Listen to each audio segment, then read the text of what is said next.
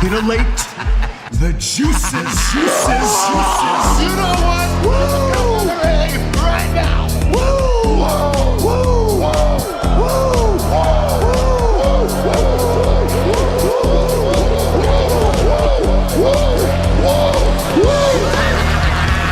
Dr. Hughes invites followers. Oh, let's see if they increase now. Me too. Yeah, wow. Dr. Hughes. Mock-ass mock. He's a great podcaster. Trick-ass mock. Acknowledge me. We coming for you, nigga. Fat! Yeah, Dr. Hughes, here we go. Keep plugging yourself, that's cool. You First up, a man whose looks will serve your inner needs and desires. Dr. Hughes. That's right. Dr. Huge is back with the sleaze on another Saturday. Get liking, get subscribing, share this all over the world. We got to make fun of all the wrestling of the past week. It's going to be a great old time. There's so much to talk about. A lot of personal promos on last night's SmackDown. You know, pretty personal promos on Monday Night Raw too. So we're going to talk about all this. But first, of course, go check out the album. It's on Spotify. It's on YouTube. I have 50 music videos with the music itself. There's all kinds of shit going on out here. Got the Teespring store. Of course, go check that out as well. These are ways you can support the show. You know, we're at this pace, we're never going to be monetized on YouTube. TikTok kicked us off because we're way too cool for them. You know, we're dangerous sleaze out here.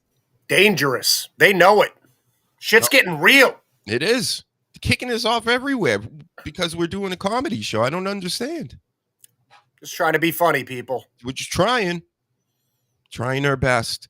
And thank you to everybody out there that does retweet, like Mac Diesel. I see you in the chat. Shout out to you, bro. Yep. What's up, Doc? I know what you're doing there. Bugs Bunny, right?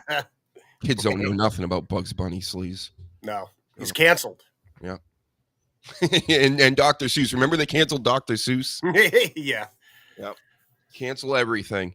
Let's cancel John Cena, Cody Rhodes. Or maybe not. Maybe it's finally starting to get somewhere. It's like WWE's been hearing all the talk out here. Everybody's saying, you know, this WrestleMania build sucks.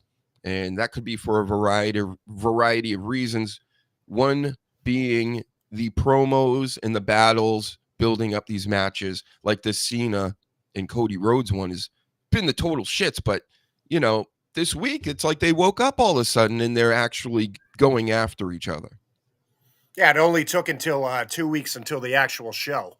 Yeah. But yeah, I mean, this week on both shows, fantastic. Mm-hmm. Cena, I believe, of course, he got in the ring with Cody Rhodes, and they started having it out again. And what was being said? Because there's so much I can't remember this off the top of my head.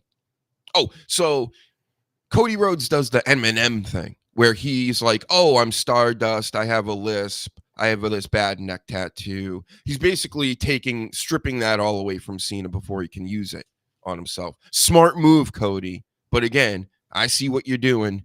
You're very fake. You're very phony. I'm not buying what you're selling. But then again, I'm a grown man, and wrestling is primarily for kids. So, of course, they're going to buy into the. But what do you think, Sleaze? Is he authentic? Because that's really what this promo was all about, going back and forth. No, he's still very scripted. There were certain parts that got a little bit emotional from him, but even when John Cena was like screaming in his face, he would come back with the and it just, you need to feel him more. It got better, but it could be better. Yeah, he's comes off very corporate and naturally heelish. I mean, the blonde hair in itself is like a heel move. The outfits, the ties, and suits, the things like, even now everybody loves the song and everything, and then Cody Rhodes comes out here and does the double pump with the extra explosions. It all makes me cringe. Yeah, it's overdone. It's overdone. Like every time I hear his music now, I'm like, all right, I could literally go to the bathroom, get a drink, come back, and then finally get some kind of promo.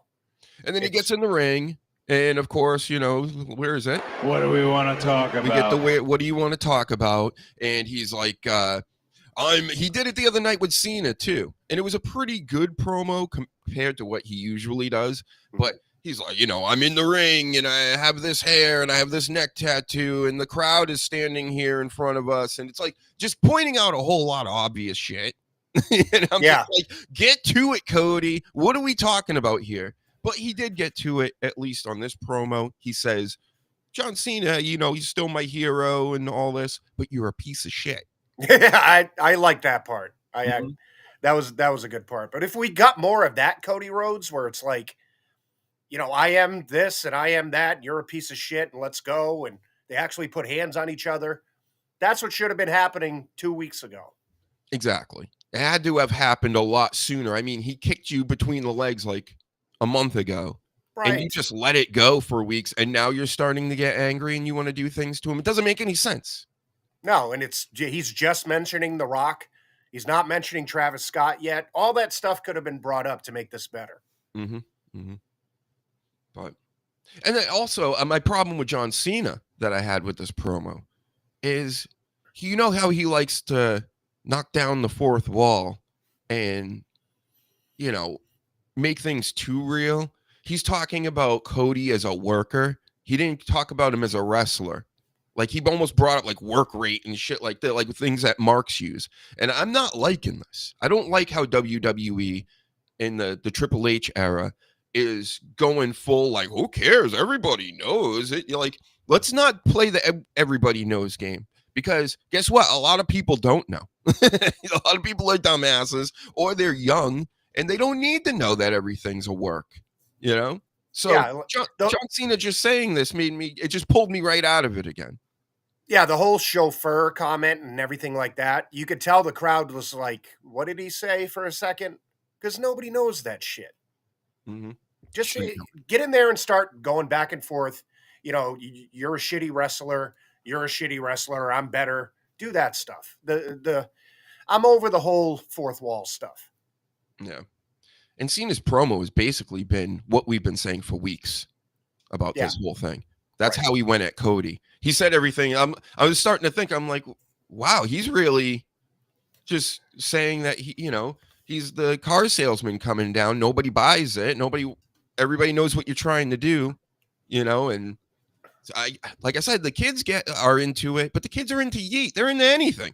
You can literally make them like, yes. Yeah. It's just stay away from the fourth wall stuff. That's the stuff that's pulling me out of it. And there was stuff later on Friday that I had plenty to talk about that dealt with the same thing. You know, it's one wrestler going against another wrestler for a title or whatever. Stick to that. We're over it. But Cody did the same thing as far as the fourth wall business a little bit, bringing up Vince McMahon. Like, the only reason you were the top guys because you had one guy back there that just put you over. And it's different. That's the good way of doing it. You know, using wrestling terms in the middle of it. Like, imagine if he was like, yeah, you're not even a good baby face. You know, it'd be like, what are you doing?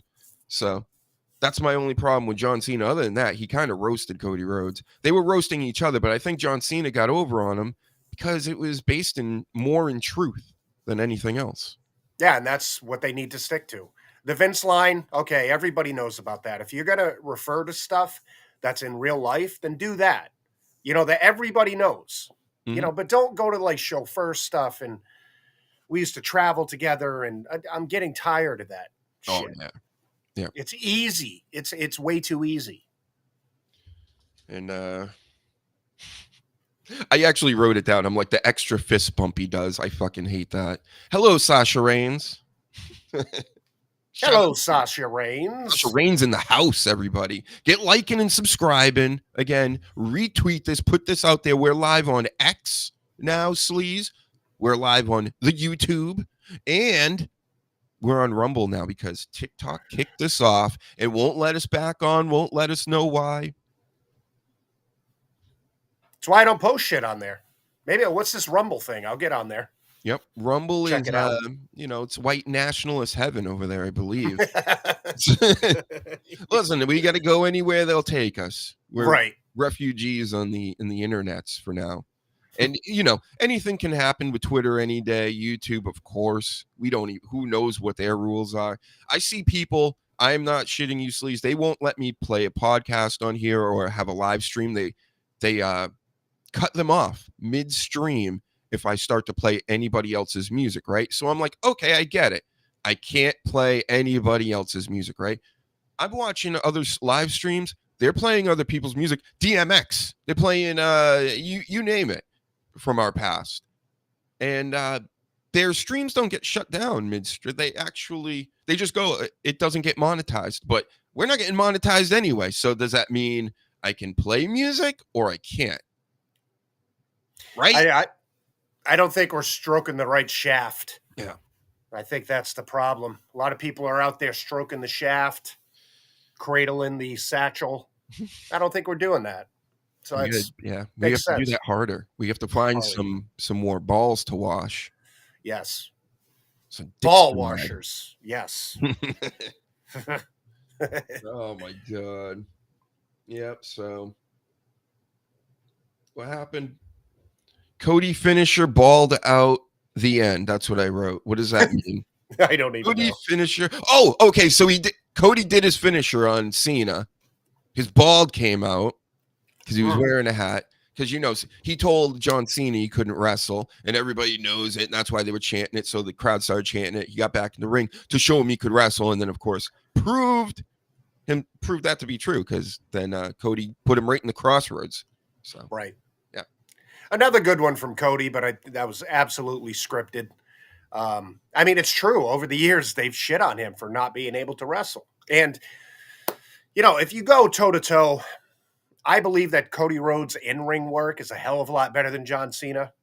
But again, you know, this isn't the business for strictly just wrestling. Mm. That neck tattoo is bad, man. Like, it's just always there. You know, like, why would you get a tattoo on your neck? Yeah. And I forgot Tuesday was April Fool's, and somebody put out there that he got it removed. And I was like, oh, thank God. And then, fuck me. Could be the best decision he'd probably ever made, you know, but of course he's not going to do it. Got it. Yep.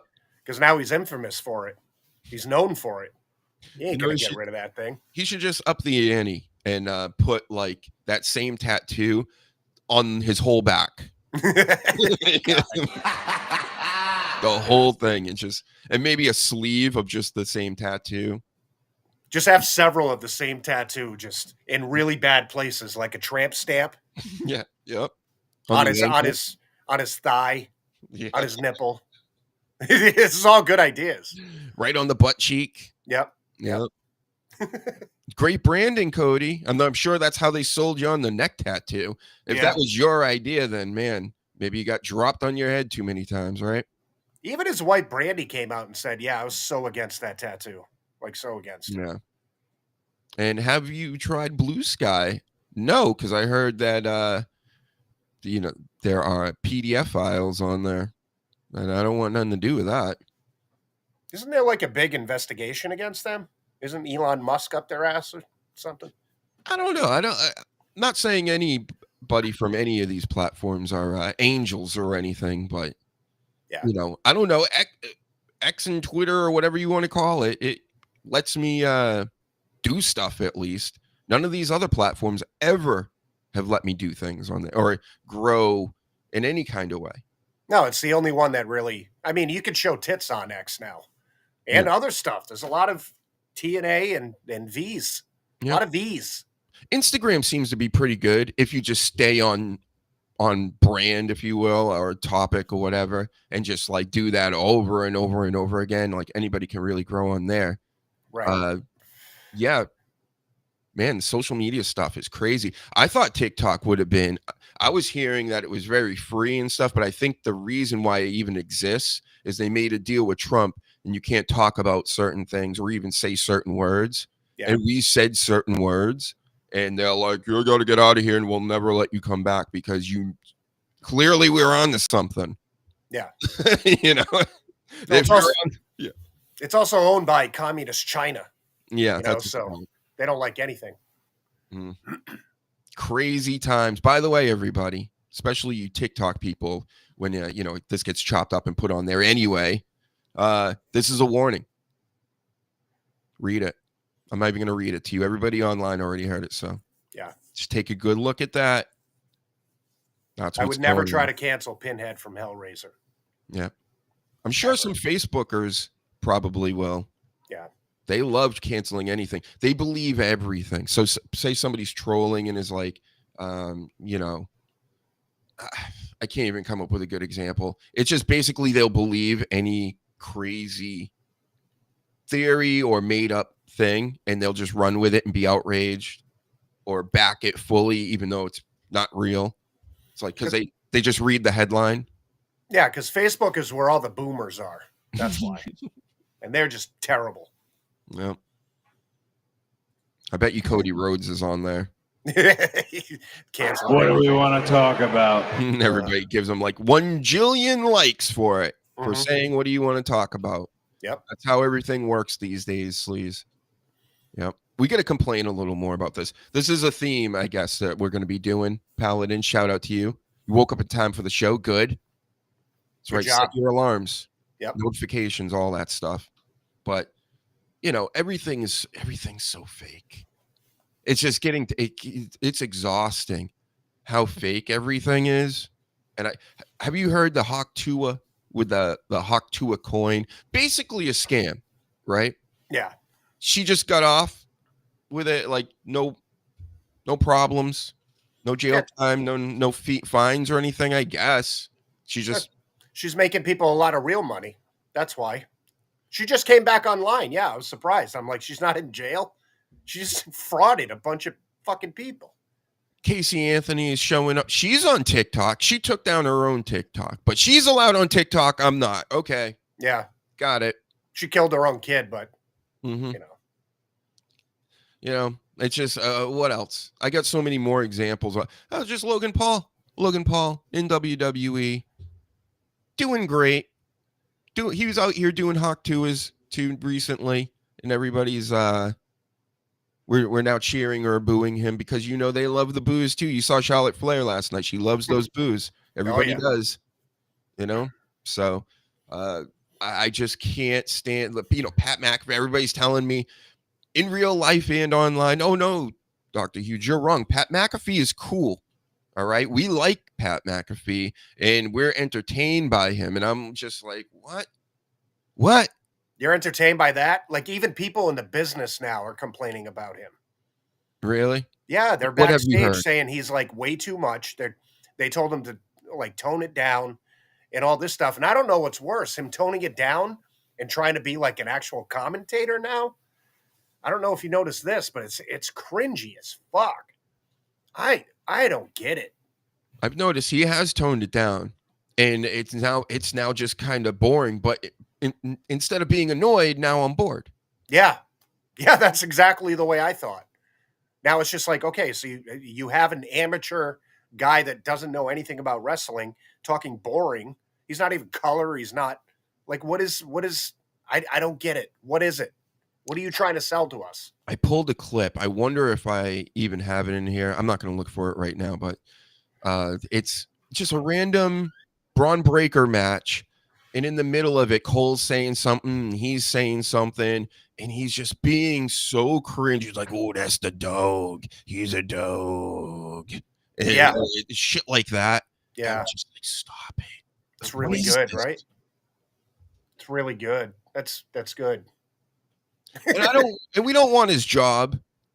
You know, it's not like people are like, oh, you're jealous and you just want his job. You're crying and things, you know, everybody. And here's another thing. Everybody that says I'm crying about things whenever I write an opinion or a response or a reaction to something, guess what? If you're saying that I'm crying, you're crying about me crying. Yeah. That's the logic. So if I'm crying about something, you're crying about something too. That's what it is. That's a new thing online, is that if you're crying, people want to cry about you crying. Mm-hmm. Makes no sense at all. Shout out to William. So that's how I'm just trying to lay it out here so all the knuckleheads across the interwebs can understand what we're saying. Okay? Because this isn't rocket science. You know, this wrestling is 99% opinion based. You know, there's a few wrestlers or angles or whatever that we can all agree are good, bad, whatever, but you know, these people out here, they all think they're fucking geniuses and analysts and experts, like they've been doing it for decades, talking about it for decades, but literally doing it for 10 years or so. Yeah. Mm-hmm. Take that, kids. Go get a real hobby. Go outside. Talk to people. Mm-hmm. Stop masturbating. There's a lot of masturbating going on with these people. In the wrestling world, oh yeah, I'm sure of it. Yeah, IWC is just fucking... You can see it all over their NWO shirts. Right. And stuff. It's all sticky and all hard. Those black wrestling shirts like this one. I won't pull it up any higher because, you know, it's going to be crusted. I don't have pants on right now, so.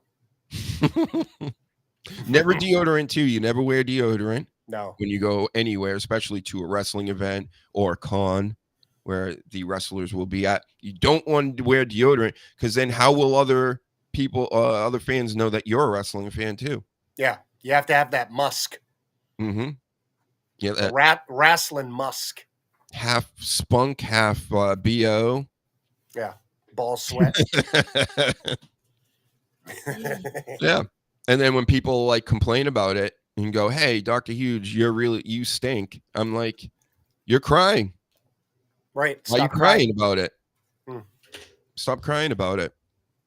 The only time Mac Diesel cries is when he sits on his nuts. Get it? You know, he goes, wah. It's one of the greatest memes ever, by the way. That's something we'll have to lift and just put on here in the background for no apparent reason other than this guy goes to sit down at like an event. He's on a panel. And he goes to cross his legs, and you know one of his nuts are probably up on his leg, and he sat on it or did something. He goes and he screams in the air. He goes, Mac Diesel, when he sits on his nuts, he looks like Paul Heyman last night.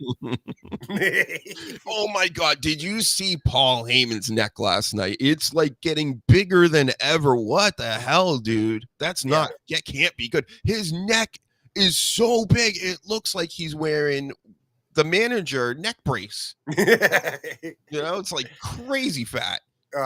He can barely move his head. It's crazy. My goodness, it's like a walrus. Yeah, you got a bullfrog neck. Yeah. His eyes are all bulging out because he's pre-diabetic. Looks like he's post-diabetic. Oh yeah. You look horrible. I'm just gonna say, and I've seen some of your social medias lately, Paul. You know, mostly coming from the inside of restaurants. So I'm guessing that might be the issue. You know, I am a doctor. Thank you very much. So free advice. And stop wearing deodorant. Why do wrestling fans and metal fans in particular, why do you guys have to stink? Like, I get that many of you have given up and don't even care about women and stuff like that, but you know, like, can't you? It's offensive. That's where literally it's offending other people that are out here. You got to wear, you know, you can't smell like ass and armpits everywhere you go. Just a suggestion, another one. You know, I am a doctor again. Right. There's a lot of people in this world, you know, have some consideration. Jesus. King Reezy in the house. Maybe we'll coming on. Maybe we'll see. Shout out to you. Nope. Everybody stinks out here. Literally and figuratively. Wrestling fans smell awful. Go to an indie show. It's a nightmare. Yep. I've been. Yeah, we've been. It's bad. Yep. They talk to you and they have that ass breath. Like, Jesus, didn't you know you were coming out in public? Like I said, the metal shows are some of the worst because it's like, oh, now I'm gonna, you know, run around in the mosh pit after I haven't showered in a week. Yeah. Or wiped ever in my life. Smell like ass and hot dog water. It's really awful. Oh my God, man. It's true. It's true. So anybody out there that has heard the rumors and stuff, it's all true. It's true. 100%. And we can't even shame him into doing this, I guess. No. All we can do is conform and maybe smell worse and get them to go away. That's what I'm going to do next time we go to a show. I'm not going to shower, wipe my ass. Nice. Any of that. Brush my teeth for like a week just to fit in. Why? Why do it? What's the point? Yeah. I want that aroma of wrestling. The sleazy soup. Oh, God. Yeah. So, yeah, overall, this Cena and Cody stuff, better than general, what we've been getting. So, kudos to them for that. So, now I'm kind of looking forward to something. But still, what happened to The Rock? What happened to Travis Scott? Like you said, like, what's going on with this? Like, you're just going to forget that they slapped you up and stabbed you in the back and The Rock wanted your soul and, you know, wiped your blood all over your father's death date or whatever. Like, he doesn't care about that? Okay. The Rock's doing a lot of stuff by popping up like this and then disappearing that you totally forget. So it's not making an impact because the next day you're like, okay, he's not going to show up again. So this means nothing. This 1-2 finger thing he did and the soul's fucking sucking or whatever the hell he's doing now. Yeah, it's not culminating to anything. It's like he needs a writer for this. Yeah. Yeah. A personal writer for this. Okay. That contradicts the real writing in the wrestling. Like somebody said, I don't know if it was Jim Cornette or somebody else I was listening to a while back, but somebody in the office has to say like, all right, stop coming in and fucking around. You know what I mean? If you want to come into our storyline, that's one thing, but don't come in with your bullshit and then not show up for a month, you know, because it's screwing things up. And that's what it's doing now. And then he just randomly shows up and goes, Trailer park trash! And that's pretty much it. And you're like, okay, like, why are you here though? It makes no sense. None. Just showed up last minute to take Cody's soul and all. He's had the belt for a year. Why didn't you do this like in maybe the summertime when you actually did become friends? Whenever that storyline happened, right? Where they're best friends and their family was friends. Remember all that? That didn't even make sense. If they would have trickled that down through the summer, this would have made more sense. But out of the blue, they're like besties, like going out and having picnics and shit. Yep. Again, because I think it's because the WWE is into this whole, oh, well, the audience seems to know that it was all the work, that The Rock was really didn't like Cody and was beating him up and things like that. So let's just give it to him and show how they've had pictures backstage together and their mothers know each other and blah, blah, blah. And it's just like, that's stupid. That's stupid. Stop. Yeah, stop it. It makes no sense. Let everybody speculate. Let everybody, feel smart, out here because I know wrestling and I'm keeping up with dirt sheets and I'm, and I know it's not fake. Who cares? It's a show. Yeah. Are we always going around, oh man, I know The Walking Dead, that's not real. Zombies aren't real, guys. I get it. Yep, we get it. But that's just like a good point because you bring up like TV and movies and stuff. That's like them being heads deep into a movie, right? Like an hour in. Then all of a sudden, one of the actors who's a good guy goes to the bad guy like, hey, but didn't we hang out last night? What? What are we doing? Stop doing that shit. Yeah, it makes me go, why am I watching this then? So, right. So I'm stupid, right? Right. Yeah, okay. Thanks for pointing out I'm dumb. And that's what I think they're doing. Like, in a way, it's a psychological thing. I understand I'm not trying to get too deep with this, but it's like there's layers to this. So they know that we know, right? But I would say people that watch wrestling aren't doing podcasts. Let's just assume that, even though that's probably not true. I'm trying to be entertained by this. So I'm not reading dirt sheets every day, even though I am doing a show.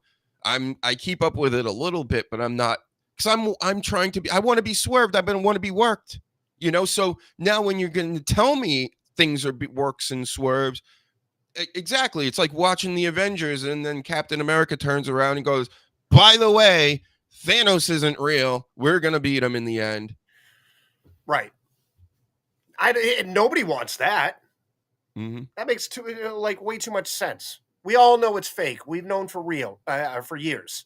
You know what I mean? I don't need to be told that it's fucking fake. I want to watch the show for a guy that's fake wrestling fighting another guy that's fake wrestling and to see who wins.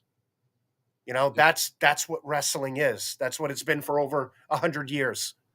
Like all of a sudden they're just like, it's mind-numbing. Am I going to freak out over like the initial Netflix night when Triple H made that video and talked about like heels and baby faces or whatever he talked about? I don't care about that. That makes sense. That was like a business montage, right? There's difference between, say, like I said, The Walking Dead, the show, and The Talking Dead. Yeah. Right afterwards. Right. They're going to talk about it like they're in real life because they are. In The Walking Dead, you're not going to have, an actor turn around, call another actor by their real name. That doesn't make any sense. No, it even goes so far, and The Rock did this the last time he was on those post-show press conference and stuff. They need to start keeping the kayfabe in that. You can have Triple H come out and talk about numbers and all this stuff and blah, blah, blah. But you can't have the final boss go on the show and call everybody trailer trash and he wants Cody's soul and then go back to the press conference and say, oh, well, me and Cody talked backstage and this is what me and fucking Triple H talked about. You got to stay in character for that shit. John Cena came out and dropped the mic and left. He didn't come out and say, oh my God, I've really wanted to turn heel for a while and this, that, and the other. Stop doing that. It takes you out of what this is. Yep.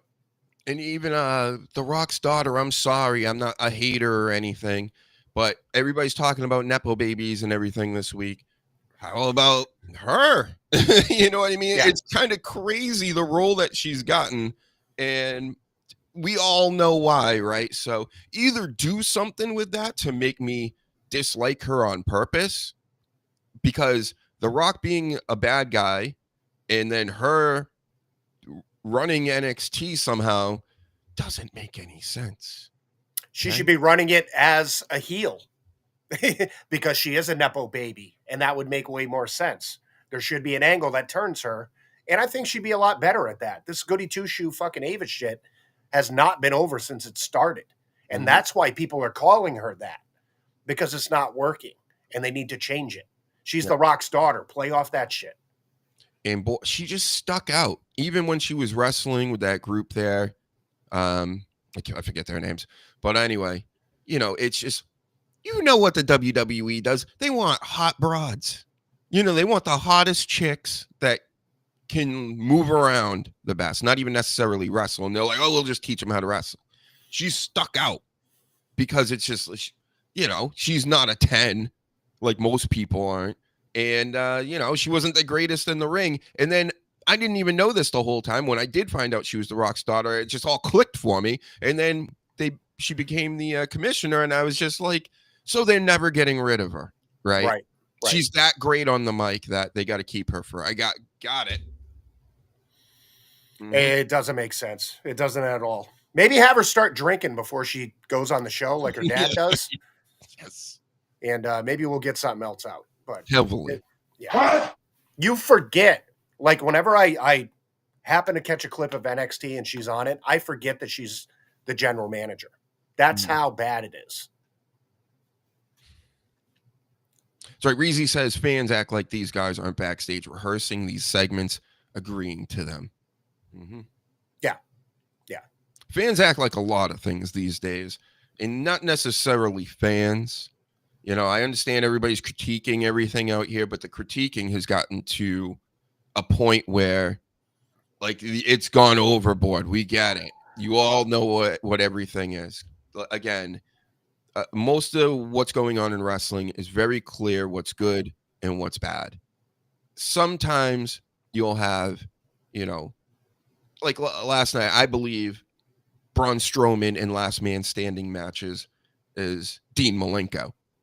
Yeah. It's just, he literally is the shits when it comes to regular matches. It's the shits. He runs around the ring like an idiot. The whole thing it's wonky, the match itself. It's never memorable. But for some reason, I remember these Braun Strowman. He's fought with everybody backstage, and apparently that's why they do it, because it's good, and everybody knows. Generally seems to like that stuff. So yeah, I could see that. I agree. But these are one of the things that, an outlier, because everything else is pretty obvious in this wrestling business. And these kids, they love fighting about everything. Again, I like that WWE fans and AEW fans fight. I think they should probably do it more. But it doesn't mean sometimes I just look at it and I'm just like, how ridiculous are both?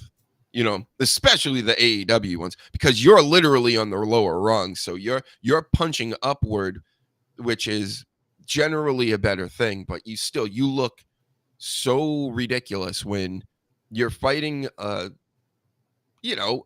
Godzilla out here is a person. You're just going to throw rocks at it and you think it's doing anything. It's not doing anything.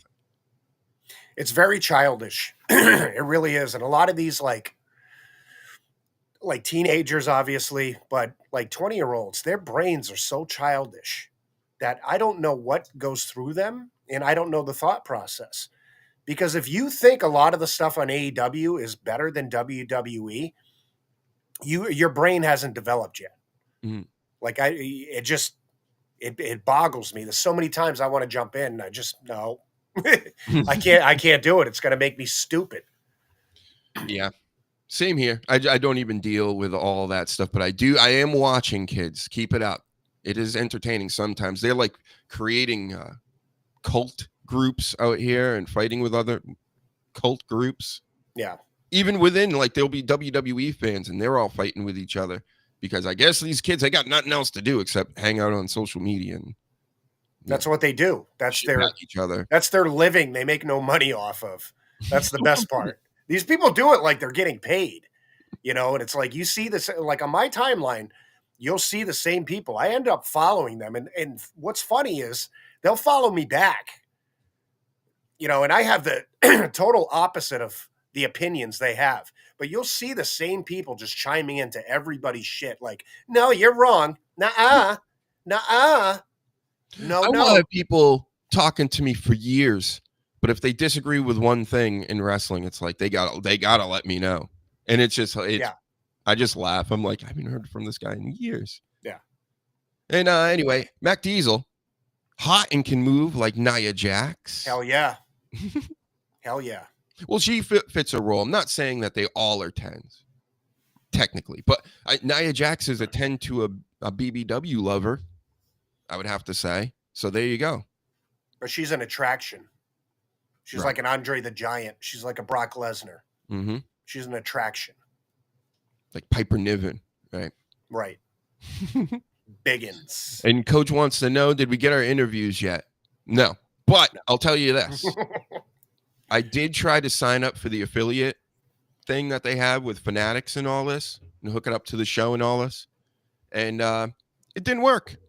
Not like they didn't accept it or anything. The computer like won't let me do it for some reason or another. So no affiliation, I guess. Maybe we'll try again someday, but it just it went nowhere. I tried multiple times. You know, I love spending, 4 hours sleaze on a computer and just, problem solving and troubleshooting. I love it. It's my favorite thing in the world. And then especially at the end of it, 4 hours, and then nothing comes of it. I'm like, oh, this is the best. I was gonna say there's no fucking positive result at all. Yeah, that's my best pastime. This is what life is all about. Thank you. It's wasted all that time for nothing. Yep. Thank you, internet and technology. What was Reezy talking about here? She has a job because of her father. When wrestling didn't work, I know who we're talking about. When wrestling didn't work for her, they had to give her something. Yeah. No, they didn't. But they did. Mm-hmm. And I mean, commissioner of all things. And I love these commissioners. I like the managers, Pierce and all this on the main roster. There always should be somebody in charge of the shows in that fake, we're doing things backstage. But with her, it doesn't make any sense, right? Just have Shawn Michaels do it. I don't understand why they didn't go that way. That must piss him off.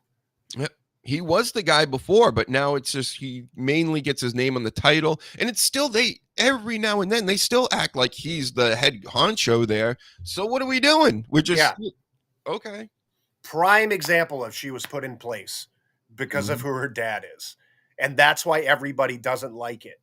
And that's why this Nepo baby shit comes up all the fucking time. Oh, we got more to say on this later. The Nepo baby stuff with Charlotte and Tiffy. Oh my goodness. Hot takes galore. But let's see what the people have to say still. Mac Diesel, AEW is unwatchable.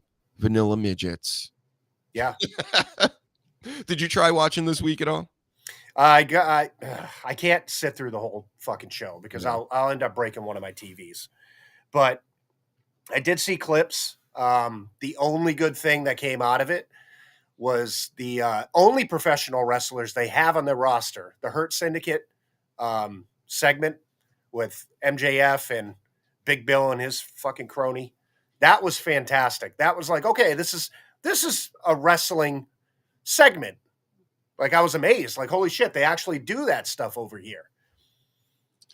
Yeah, the Hurt Syndicate are pretty much the best thing at the moment. One of the best things. I won't even say because I can't tell you for certain. All I can tell you is I'm not really into the Young Bucks, even though they're not around. I'm not into Kenny Omega, not in the Hangman Page. I just don't buy it. I don't, for whatever reason, I've seen enough. Is he good at wrestling? Sure. But again, I told you that's less than half of it for me. Like, that you could be a bad wrestler and still be over with me. Or just mediocre. Was The Rock like this great wrestler? Not really, but super over. Look who's here with us. Holy shit. I'm in the building. Uh-oh, Reezy's in the house. Let's talk about it now, right this second, because you never know with this Reezy. He could just disappear at any moment. Get his takes. Hurry up. John Cena, right? Oh, yeah, let's get your John Cena takes, and then we're going to do the Tiffy stuff. But yes, you seen the promo between Cody John Cena has been tearing Cody Rhodes apart, and it's actually sad. Why is that? Why is it so sad? Because it's exposing Cody how awful he is at promos. Yeah, he gets a big pop when he comes out to the ring. The fans love him, but when he gets a mic, it's becoming to the point where he needs a manager. Bad. And haven't we been talking about this since we came back to this show? We have. I've been trashing him for weeks. Yeah, if he keeps going out there and keep doing Well, what do you want to talk about? Listen, he's going to lose that momentum. What do we want to talk about? I mean, how many baby faces, how many legendary baby face managers have we had? Not many. They can pull this off by getting him a baby face manager that can speak very well. Yeah. Look at the people they're amazed you're awake. Reason. I'm amazed he's alive. I just I've been working a lot, man. They've been killing me with these hours. Yeah. Oh my God. I know it's only going to get better, Reezy. Don't worry. I'm happy to be back. Yeah. It's only going to get better. I'm working like 50 something hours a week at 46. So enjoy. Oh, yeah. Yep. I can't wait until I'm like 85, 90, still working. Yeah. You know, it's going to be awesome. Arthritis, shit in my pants, still working. So, okay, here's a question for you. You know, John Cena's exposed him. We've exposed him. I feel like John Cena just stole his whole promo from watching the Dr. Huge show, like everybody else, get liking and sharing and retweeting. But do you think that this Cody Rhodes character is not authentic? See, he's gone. That is a good one. That's a good question. Oh, thank you. You answer it though. Can you hear me? Yes. Can you hear me? Oh yeah, I said that. No, I said that's a good question. I think it's authentic. I think it's like a combination of his dad and his stuff from what he did in New Japan. A little bit of a combination, but I think it's a little bit of both. Some of it's authentic, some of it's not. But I just don't think it's working for him. I think, he just needs a manager to speak for him and he'll be good. I think he needs it all because he's not authentic. He doesn't know how to be like himself. That's what it feels like. He's really not being himself. He's not. I Jim can agree with Carrey that part. smile, the whole thing just. And if it is him, then maybe I just don't like him. You know what I think it is? Maybe he's just a boring person. Maybe he's just a blah person where everything that he tries to do is just, it seems fake because he's so vanilla in real life. I don't know him personally. I haven't seen a lot of his interviews. Like I caught a clip of one today and it's the same.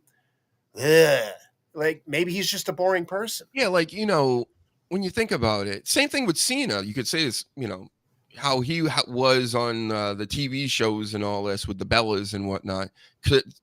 He looked just like, I don't know, it's, to me, it's like middle-aged white guys from like the 80s and 90s. Like I always had this like thing in my head, like they were just boring people. Yeah. Because any of them that I knew, they worked, they came home, and then they may had a little hobby or two like golf, which is boring. It's like some boring shit like that. And then that was like their life. Where like then now more today's age, like you got Zack Ryder out here like collecting action figures and like people are actually these middle-aged white dudes aren't so boring anymore and very standard, like basic bitch type things. And John Cena still, he fits that old school, like I'm just a middle-aged white guy that likes golf. And the same with Cody Rhodes. Like they just strike me as like they don't really have anything other than what they're doing, which is like business. But the difference between like a Cody Rhodes and a John Cena is John Cena is a good actor. You know what I mean? So he can turn that off and he can act like something else, where Cody Rhodes can't do that. Yeah. His boring vanilla-ness, if that's a word, translates as hard as he tries to like stifle that down and not have it that way. It translates into his acting, which isn't good. Not good at all. I agree with that, Sleaze. But I also want to add is it's maybe because, like we just said before, Cody's probably I think Cody's a boring person in real life. Right. I just think he's just, what's the word? Just he's plain. He has nothing in real life. So when he comes out there, he's being himself, but he really needs a character. He needs a better character so he can stand out more. Right. Mm-hmm. I think him being a heel, I can't wait till that happens because he was a great heel in New Japan. You know, it'd be the greatest heel move for him to do too, because it's going to happen eventually. It just has to. He comes out and he plays the part where he literally saves the country from racism. Go full out, like, you can't tell me shit. I have a black baby, and guess what? I'm gonna make it so nobody's racist again.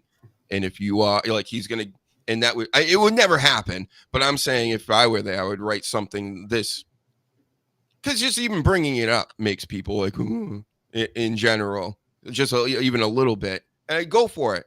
And I think that would be hilarious. He could come out in like the Koofy hats and all this. What do they call them? Maybe a whole that outfit that the dashikis. Oh God!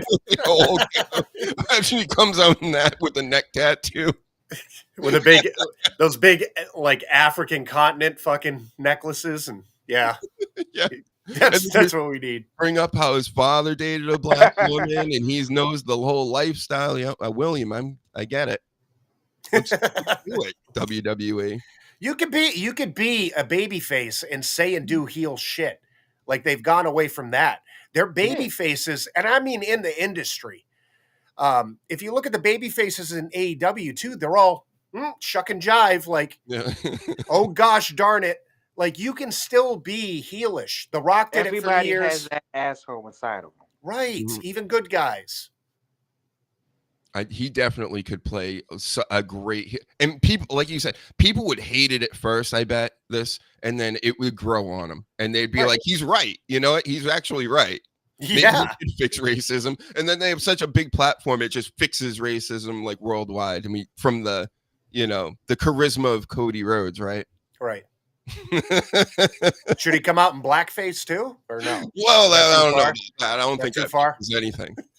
That's if we want some Logan Paul heat or some Pat McAfee heat, around here. Too far. Yeah. Yeah, with the blonde hair. Look great. Yeah. So yeah, we think we nailed that. We're right about everything with this John Cena, Cody Rhodes stuff, and they should do everything that we say. Right. Let's offend everybody. It will bring more eyes on the product, right? Is this Trump's America or not, right? Let's go. If you really want to leave AEW in the dust, you need to save racism. Yeah. With Cody Rhodes. Don't block their shows or anything. You have Cody Rhodes. Yep. Go out there and do everything we say. And then they can finally showcase his wife, and she can come out and annoy everybody. She's really good at that. Yeah. Yeah. Oh yeah, nobody liked her. People really complained about her, man, back in the day. Oh, I remember I wrote that it should be illegal for her to get like 50 feet near a wrestling ring, and then Cody Rhodes blocked me. Cody Rhodes has you blocked too? Not anymore. He doesn't have anybody blocked anymore, and he made that very clear that he does not block anybody. But he might after this. But he did, yeah. And I wouldn't be surprised how many wrestlers got me blocked. I'm like, man, I didn't even do anything to you, bro. Well, they don't like these opinions either, and that's another thing. This is what goes along with the kayfabe stuff. So if imagine I'm getting paid by WWE to play a wrestling character on TV, and I'm still online with my real name, and I'm trying to. It just. I don't get it. I don't get it. Why are you doing that? Why would you put your real name out there? Even just like, I don't even say my real name. I think it's because it's like a part of the gimmick. Why would I fuck that up? I mean, and do I care that much? No. Like, Grillo can come on like he did last time and say my name 1,000 times. It doesn't really bother me, but it's just like, I'm not going out of my way to do that, because why? It's like, no. You're ruining it for everybody, especially the kids. They're all online. They see your real names, and then they're like, yep, she's just another guy that can be replaced by another actor or actress, right? Right. Yeah. So this leads me to Bret Hart basically saying these wrestlers these days, especially on AEW, they're actors. They're not wrestlers. I agree 100%. Bret Hart, in my mind, is 100% correct in almost everything he's ever said. So I back him up in anything he did. He made a lot of good points, and it's totally true. These people aren't wrestlers. What do you think, Reezy? Do you think it was a fair shot? Because that was a shot. Oh, it was definitely a fair shot. Mm-hmm.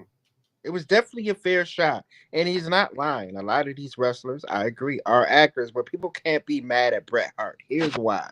Bret Hart is very old school. He comes from a time where he had to wrestle. People got to wrestle today, but Bret Hart wrestled. Bret Hart is one of the greatest of all time. He just comes from a different decade. So he's not going to understand this decade with all the high flyers and the luchadors and all this stuff. He's not going to understand that. So you can't really get mad at him. He came from a time where you told a story in the ring. Yes. You know what I mean? You didn't come in and do some stupid flips and high spots and then, kick out of pile drivers and all that stuff. Oh yeah, none of that kick out out of every move. He came from a time, like you said, where he had to tell a story in the ring. After this whole thing, I had to remind myself of how good he was. So I went back and watched that Iron Man match between him and Shawn. And it is one of the greatest matches ever. It's probably, if not number one for me, in top 3. And it's like, it went for 60 minutes. And they told a story every second of the way. That's what he's talking about to me. Because I left that, watching that, and I'm like, holy shit. Like 2 of the greatest of all time. Just telling a story that was so beautiful and so athletic and so calculated that nobody nowadays comes close to that. And it looks somewhat realistic, like this should be happening. Right. You don't get dumped on your head 3 times in a row and you pop back up and win the match. Right. Okay.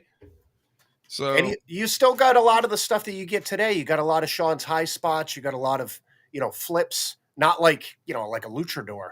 You got a lot of athleticism from both of those guys, because that was a time that was changing from, the Hogans and the Ultimate Warriors to the more technical and, flamboyant type of wrestling. But it made sense. Mm-hmm. That's the difference. That's what he's talking about. And I mean, Bret Hart was like making careers too. Look what he did for Stone Cold. Yeah. I don't think he gets enough credit for it. I think people know about the match. They're like, oh, yeah, it was a good match and blah, blah, blah. But they're like, oh, but the Austin thing. And who knows? I forget if he even came up with that whole spot or whatever, or if it was Bret. But Bret did it. He was in the ring with him to put it over. So he's not one of my favorites because, again, I like people with big personalities. So I'm more of an HBK guy, even though he blocked me online. And I probably align a lot more with Bret the Hitman Hart, like on everything. But yeah, it's just you can't deny that he's like one of the greatest.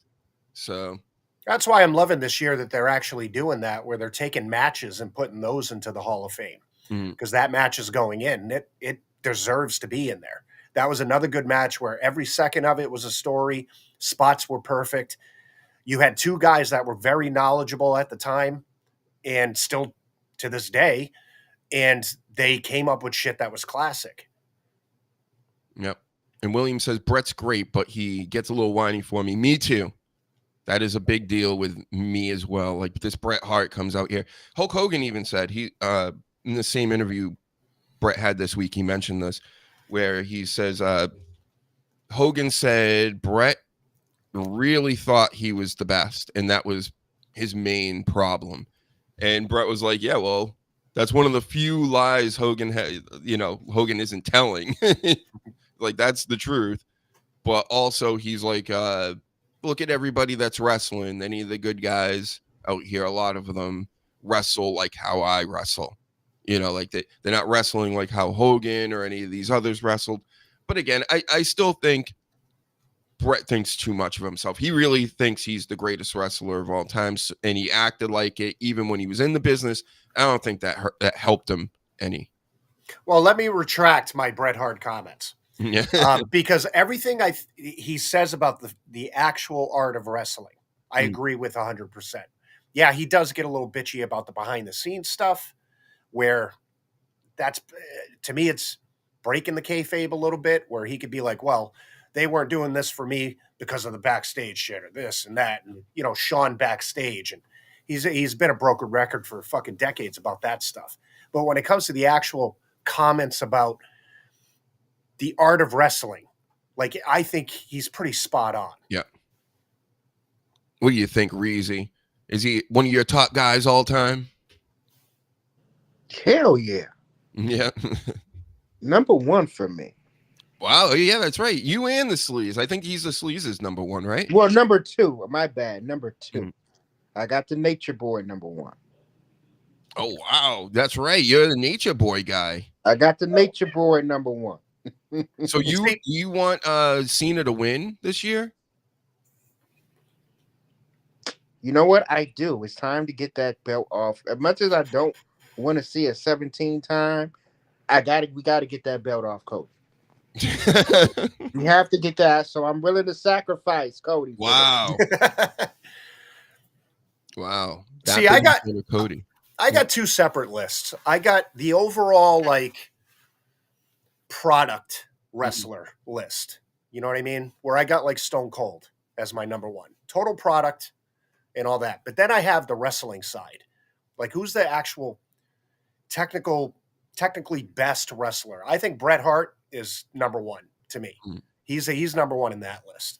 Because Bret Hart is very low on my other list because he was never a good promo. Like you said, he wasn't like one of those over-the-top people. He was very vanilla when it came to doing promos and all that stuff. And as an overall product, he wasn't drawing a lot of money, like a Stone Cold, like a Rock, like a Hogan.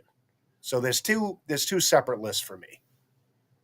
Yeah, that makes sense. I also have two separate lists because in my top 10, I don't even have The Undertaker, and people would be like, well, that's crazy. It's my personal list, though. It's who I get entertained when the music hits and all this, the lights hit and all this stuff. Who do I get excited about hearing from or seeing wrestle? That's how I rank everything. And just Undertaker never did it for me. Bret Hart never did it for me. But then if there's another list where, of course, they're in the top 10 all time. Yeah. It's obvious. And that's what a lot of these IWC, AEW fans can't see, because they'll go to the grave saying, nope, Kenny Omega, best of all time.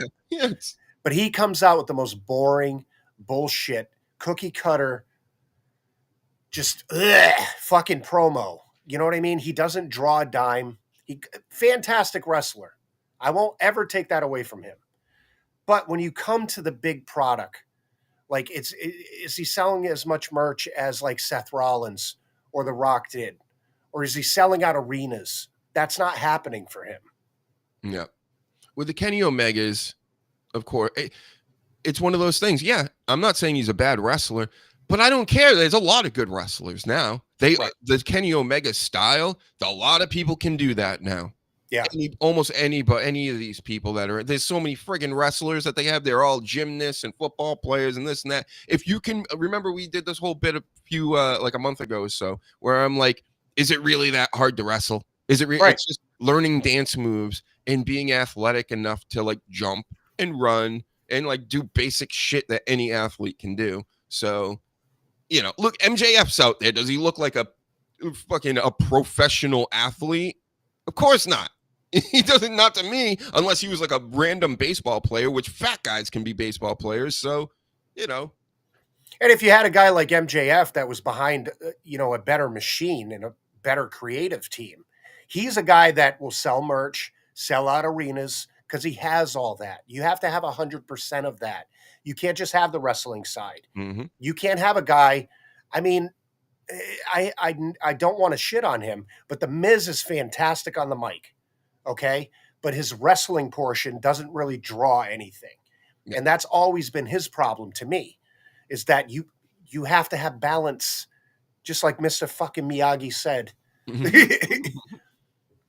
Paint the fence. Yeah. Fucking sand the floor. Do something. But there's a pay-per-view. I don't know if it's happening this weekend or whenever. Maybe it already happened. But Omega Speedball and Ricochet are taking on each other.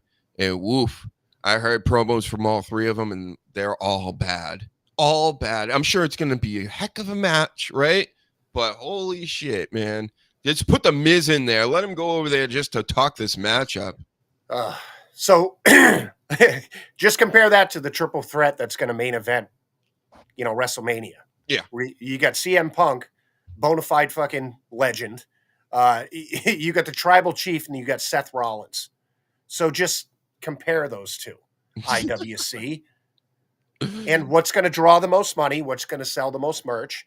What is going to make you jump out of your seat? What's going to do all that stuff compared to that fucking Ricochet bullshit triple threat? Oh. All right. Switch gears a little bit. Let's talk about this Tiffy stuff. This is the hot stuff right now. Well, earlier this week, before we get to it, let me crinkle some more papers for everybody first so I can be professional. But Charlotte, yeah, she came out. She cried over a divorce from Andrade on a show this week. Called herself a failure. Like, oh, no, I failed again. And she was in a bad place because she was out of wrestling and rehabbing and all this stuff. I told you.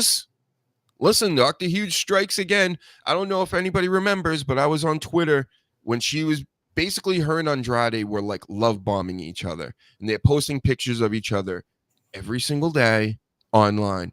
Like, look at us, we're in love and we're in bed now, and now we're in a jacuzzi, and now we're eating dinner, and now we're working out together. And every time they did it, I was just like, this shit is going to end bad.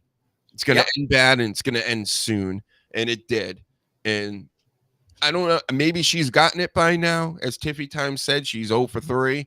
Maybe it's sunk in that there's some kind of an issue here that, listen, how many times are you going to touch a hot stove? Yeah. That's all I want to know. Yeah. Right. So, yeah. So that happened.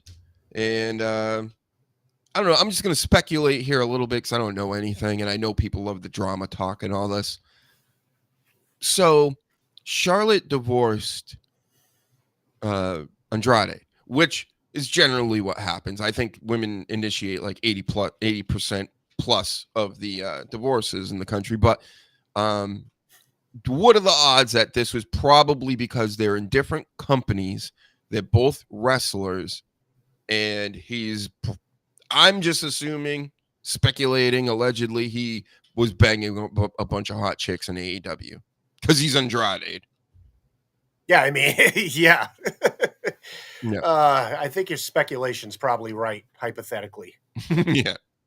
In a boxing ring. What do you think, King Reezy? Or do you think that maybe she was fooling around on, or it had to be something like that? They didn't, or I think it had. It could be. I'm not saying it's true, but it can definitely be something that sounds about right. But it also could be Charlotte, because Charlotte has not had a good history with her marriages. Mm-hmm. If I'm not mistaken, she's been divorced twice before Andrade. Somebody correct me. Mm-hmm. Yeah. Tiffy, let us all know. And both of them were wrestlers, were they? Or maybe one. But anyways, yeah. So she hasn't had a good history herself. So this can also be a Charlotte thing. But as far as Andrade goes, that sounds about right too. That could be possible. Yep. Also, we also got to remember the rumor that came out where I don't know if it's ever confirmed that Andrade wanted kids. And we haven't seen Charlotte pop out any kids. Maybe she can't have kids, or I'm not putting it out there. I'm just saying. So, I mean, there are some things that's out there. Hopefully this gets situated, because they are both in the same company. And we all know what happens when you're dating a coworker. One person usually has to and this doesn't look good for Andrade, because whether he's in a right or wrong, we know what side WWE is going to choose. Oh, yes. This is not good for Andrade. When I heard she was coming back, as soon as I heard that, I was like, ooh, for Andrade. Ooh. Woo! Oh, they're both on the same show, too, which doesn't help. Yep. So maybe they move Andrade to fucking Raw just to. I don't know. WWE seems to do this type of stuff. I know it was the Vince days, but remember they would split people up that were together, even like Alberto Del Rio and Paige. But yeah, this situation is not. It doesn't seem too fun for Charlotte. She, I told everybody she was going to be upset about things. I forget what I was saying. I think it was another speculation, but it seems like pretty obvious common sense type stuff where I'm like, whether she initiated the divorce or not, she's going to be like upset about it. And especially if he's around on the same show, like you said, and, he's Andrade. He's like this muscular Latino. He's going to be smashing everything in sight over there. It's a traveling circus. I don't know if the young guys know this. I'm sure you do, Sleaze. Or Reezy, I don't know if you're young enough. You might not know this. If you are just around a female, that's why the work thing again. If a woman is just around a guy long enough, that's all you need. You don't need to be handsome or rich or anything. You just need the time alone with them enough to just win them over. That's all it takes. So like these marriages within the WWE where it's a traveling circus and they're around the same people all the time, shit's going to happen. There's a lot of alcohol and a lot of weed and whatever else. Yeah, whatever else, right? Somas, right? Yeah. Bath salts, all that. Yeah. Mac Diesel says she took out those XXL bolt-ons and he was sad. Yeah, that could be it. And she got really, really skinny. She should have put him in her ass. She's like almost looks scary skinny, like she's having an eating problem or something. Yeah, let's hope that's not the case. I don't know what happened. She's always been like a lanky girl, but it's gotten bad. She's like 120 pounds. I mean, she's very muscular, but that's because there's like zero fat. Yeah. I don't know. But anyway, Tiffy Time came out. Everybody saw the promo. Tiffy Time nervous as hell. You could tell the whole time through it. She was very nervous, and probably because she knew she had a nuke in her back pocket. I don't know if she had to use it, but she did because, of course, Charlotte, again, like she's been this whole angle, has kind of been a douchebag. And I get she's the bad guy, but she's doing things, like how MVP was basically fucking Big Bill last week. He fucked him right in the face. I almost felt bad. Like, that's how bad that was. He couldn't even do his promo. So then basically Charlotte's been doing this type of style of like, oh yeah, well, look at you all nervous and I'm going to even make it worse to make you look bad. And then Tiffy Time hit her with the, you're 0 for 3 in divorces or whatever and your marriages. And she threw the microphone at her feet and rolled right out of the ring. I thought that was like the funniest part to me because you could tell she was getting ready to nuke her and she's like started stepping back. Because she's like, Charlotte's going to try to punch me or something. And she threw it at her feet and then rolled right under the ring. And then, of course, Charlotte fires back again with the Kaisers in my DM statement, which made her look worse at the end of the day. So. Yeah, it goes back to what we've been talking about. Like everything was good up until Charlotte. Charlotte exposed herself like terribly in this because my personal opinion is Charlotte took her little hiatus, went through all her bullshit, and mentally she went somewhere because she came back. She never had the confidence she did. And she was totally exposed during the booze where she literally just had that little shitty ass fucking look on her face. Like, I can't do anything right now. I'm totally fucked. And Tiffy fucking exposed the shit out of that. And I think on a personal level, Charlotte went totally off script and was really pissed off. And that's that fourth wall shit that shouldn't have been touched. Because behind the scenes, we know she's dating Kaiser, but it's never been spoken about and da-da-da. So that's why it was taken personally. Like, even though Tiffy came out and said that stuff, the reaction that Charlotte had just made her look terrible. Mm-hmm. What do you think, Reezy? I've been saying this, and I'll keep saying it. Everything Slee says is right. The problem is that a lot of these, I'm not going to say a lot, some of these wrestlers don't understand that they're on a TV show. And if you got some stuff going on, a lot of times when you're shooting promos back and forth, you got to be ready to clap back. You got to be ready to clap back. And I just think that caught Charlotte off guard.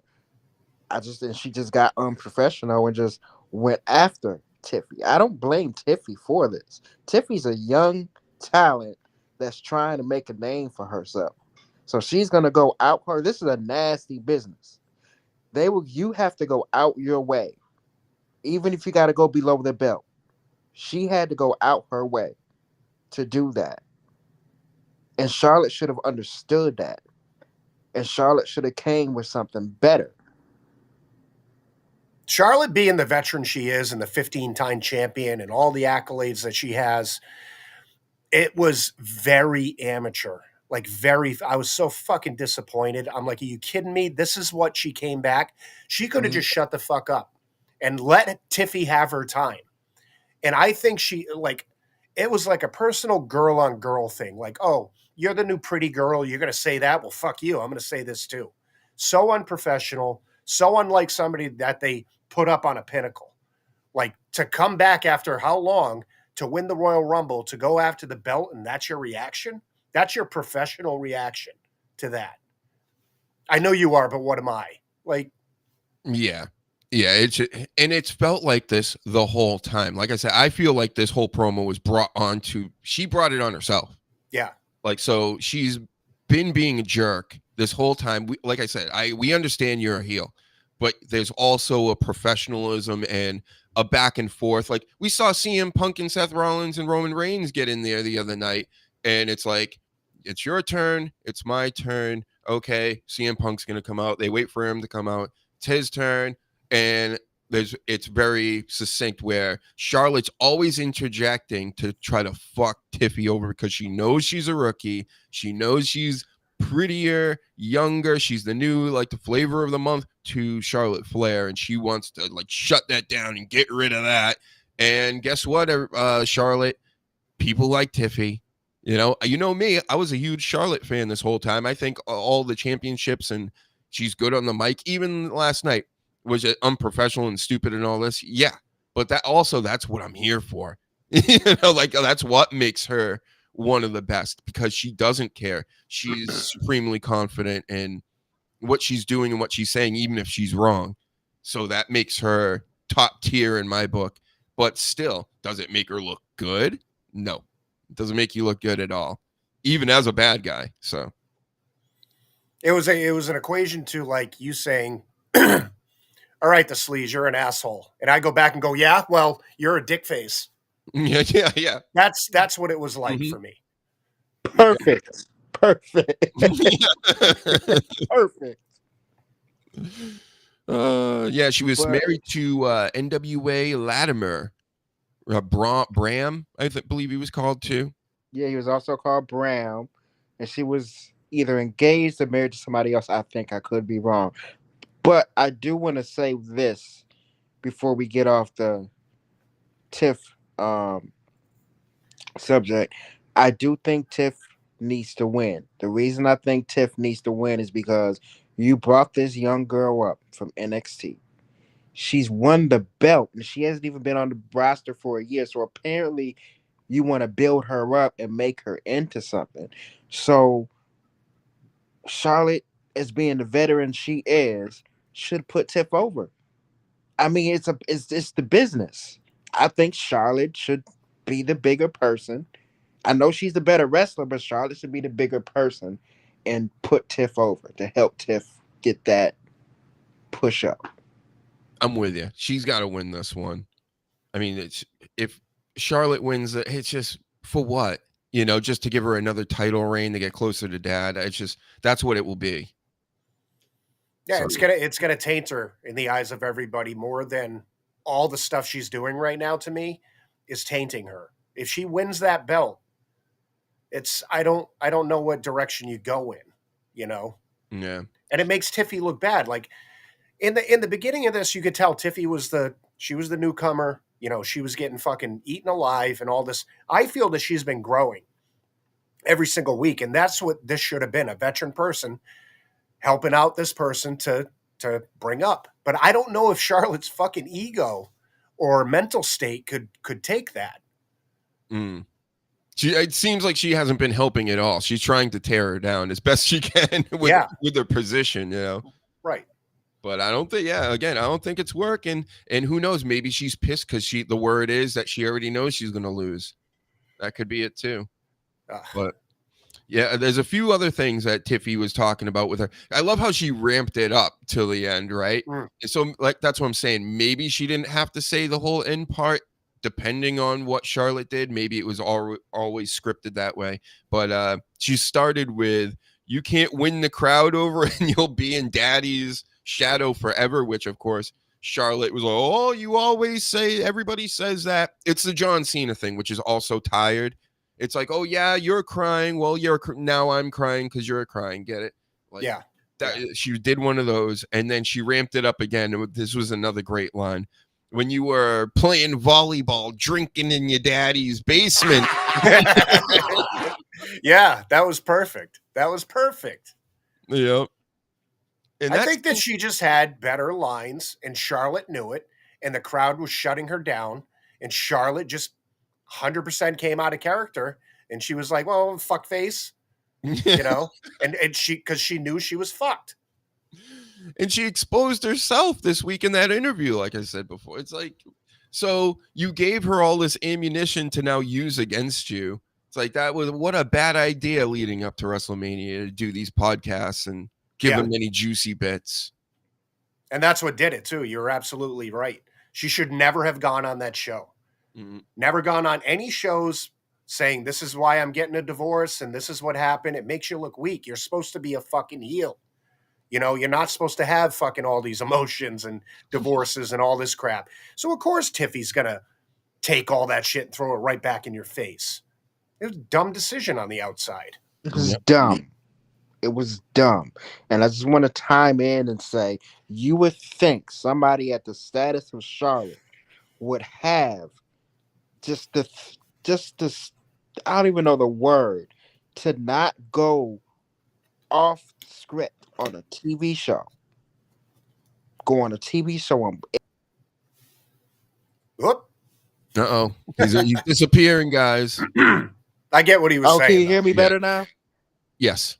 All right. No, I was just saying you would think she'd be smart enough to not go on a TV show or talk show or whatever she was on and air all that personal stuff out if she knew it was going to affect her. You know what I mean? If you know you're an emotional person and you can't take the hit back, don't do it. Yeah. Excellent point. Excellent point. 100%. It was stupid. Like I said before, she's emotionally wrecked. And this like literally handed Tiffany all the ammunition she needed. Like, I think if she was smart enough, she knew, like, oh my God, she came back. She's not the same. She does this podcast or shows or whatever. I'm taking all this and right back in your face. And it was great. It was brutal. And like I said, this is some of my favorite stuff. Like I said, I don't care too much about the real life drama, but I do like when they take real life drama and put it on TV in character form. It just brings a whole nother element of what's real. I don't know what's real and what's not. And that's how I want it. Yeah. It's exactly how I want it. I don't want to know what's going on. Again, I know I'm watching zombies on TV when I watch The Walking Dead, everybody. I get it. And guess what? I don't think it's real. So when all these dumb fucks are walking around going, oh, do you know wrestling's real? Do you understand what's going on? It's like, you know how stupid you sound? Come on. Really stupid. Sounds so stupid. Like when I'm going to go to the movies in a couple months and go, that's not Dr. Doom. That's, who's that actor? Robert Downey. That's Robert Downey Jr., you dumb fuck. Yeah. I'm going to scream that right into a kid's face. You dumb fuck. You dumb fuck. He was in another movie I saw. Oh, my God. Yep. You dummy. You thought it was real. That's right. I believe all this is real. I believe, Cody Rhodes was dropped on his head. I believe that Randy Orton was dropped on his head, needed time off. I believe that Sami Zayn was dropped on his head and needed time off. And it was all done by the guy that he's going to go get neck surgery now because he's dropped so many people on their heads, sleaze. That's how wrestling works, because I don't understand that it's a show. I can't wait for the day that we figure it out. I can't wait until that light bulb just, goes above both of our heads, all three of our heads, and we just figure it out, So how about that? I heard a little rumor about this yesterday morning, and then it happened. Kevin Owens came out and wearing his Bret Hart gear. You know how all these marks, they love wearing their Bret Hart stuff. They come out. That's another thing about modern wrestling we could talk about in the future, how everybody's a mark.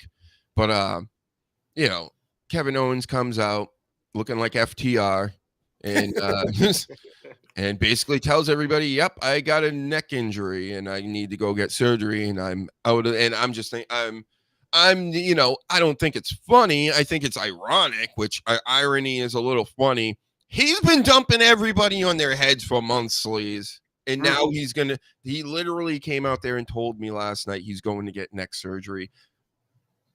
And you know what this is from, right? This is from the ladder match with Cody Rhodes. He came out and said it wasn't. He said it was from a match, and I haven't figured it out yet. A match from January. So I don't know what match he had. I can't recall. But he was just on a show saying when was that ladder match? That was January, wasn't it? Was it? I don't fucking know. I believe, wasn't that a Saturday night main event? Oh, the Royal Rumble. Was it the Royal Rumble? Yeah, I think it was January. It was one of the championship match during the Royal Rumble, I believe. I know, this fucking, my old brain, I can't. Are you still with us? No, he's not with us. I'm still with you. Oh, he is with us. He is. So when did that Kevin Owens? You know what? Fuck it. I'm just gonna look it up. Yeah, let's fucking Google it. Maybe I'm wrong. Well, while you're looking it up, my question is: we know Jacob Fatu is fighting LA Knight for the U.S. title at WrestleMania. Right. What is Solo gonna do? Because they've pushed this guy and tried to do something with this guy for a while now, and now he's been overshadowed by Jacob Fatu. He has. There's no denying that. And the question is, what do you do with this guy now? Because you have to get him at WrestleMania. You have to do something. I think it's easy. I think Solo cost Jacob the belt at WrestleMania, and then they go into a program. That's genius. Of course, I said it. That's genius. By the way, the ladder match was February 1st. Right. So what was the match in January that he's... I mean, it's so close to January. It was February 1st. So I still remember it as January, but that's when that ladder match happened. Yeah, because he said it was a match in January. Something happened with his neck. And then he was like, don't quote me on any of this because I quickly heard it. It was basically like he knew something was wrong and then went from there. They did the MRIs and all that shit. Yeah, don't quote me on any of this shit. This is where my expert analysts, you can't take. Either way, his neck is legitimately messed up. Did you see him trying to fight with somebody in the audience last night? That guy, yeah. Some fans are real pieces of shit. The guy comes out and says, I might not fucking basically come back, and I'm going to be out for a while. I don't take this for granted. Said all this fucking shit, and then this dickhead is like, "Oh, you're still the shit." I love that he got pissed and got right in that guy's face too. Good for him. Fucking fans touching people's asses. And shit. Yep. Is KO really injured? That's the thing. I got like that too. I'm like, is this actually a work or is it fucking? Because it's Because KO. if it's a work, then it's a stupid work. Because it's like, why isn't he at WrestleMania? Right. If it isn't a work, then that sucks. But that doesn't mean we can't give Randy an opening spot. Because I have a theory that Randy might cause Cody the belt and join, Rock's group there. That can't be spoken that of. guy. Yeah, but there's a rumor that in the future after Mania that John Cena is facing Randy Orton. Oh gosh, do we want to see that for the 25th time? I might want to see it now. Oh, okay. Just because it's been so long. As a farewell remember thing. when we got that literally every month? Yeah. Right. But now, as a farewell tour thing, yeah, I'd like to see it.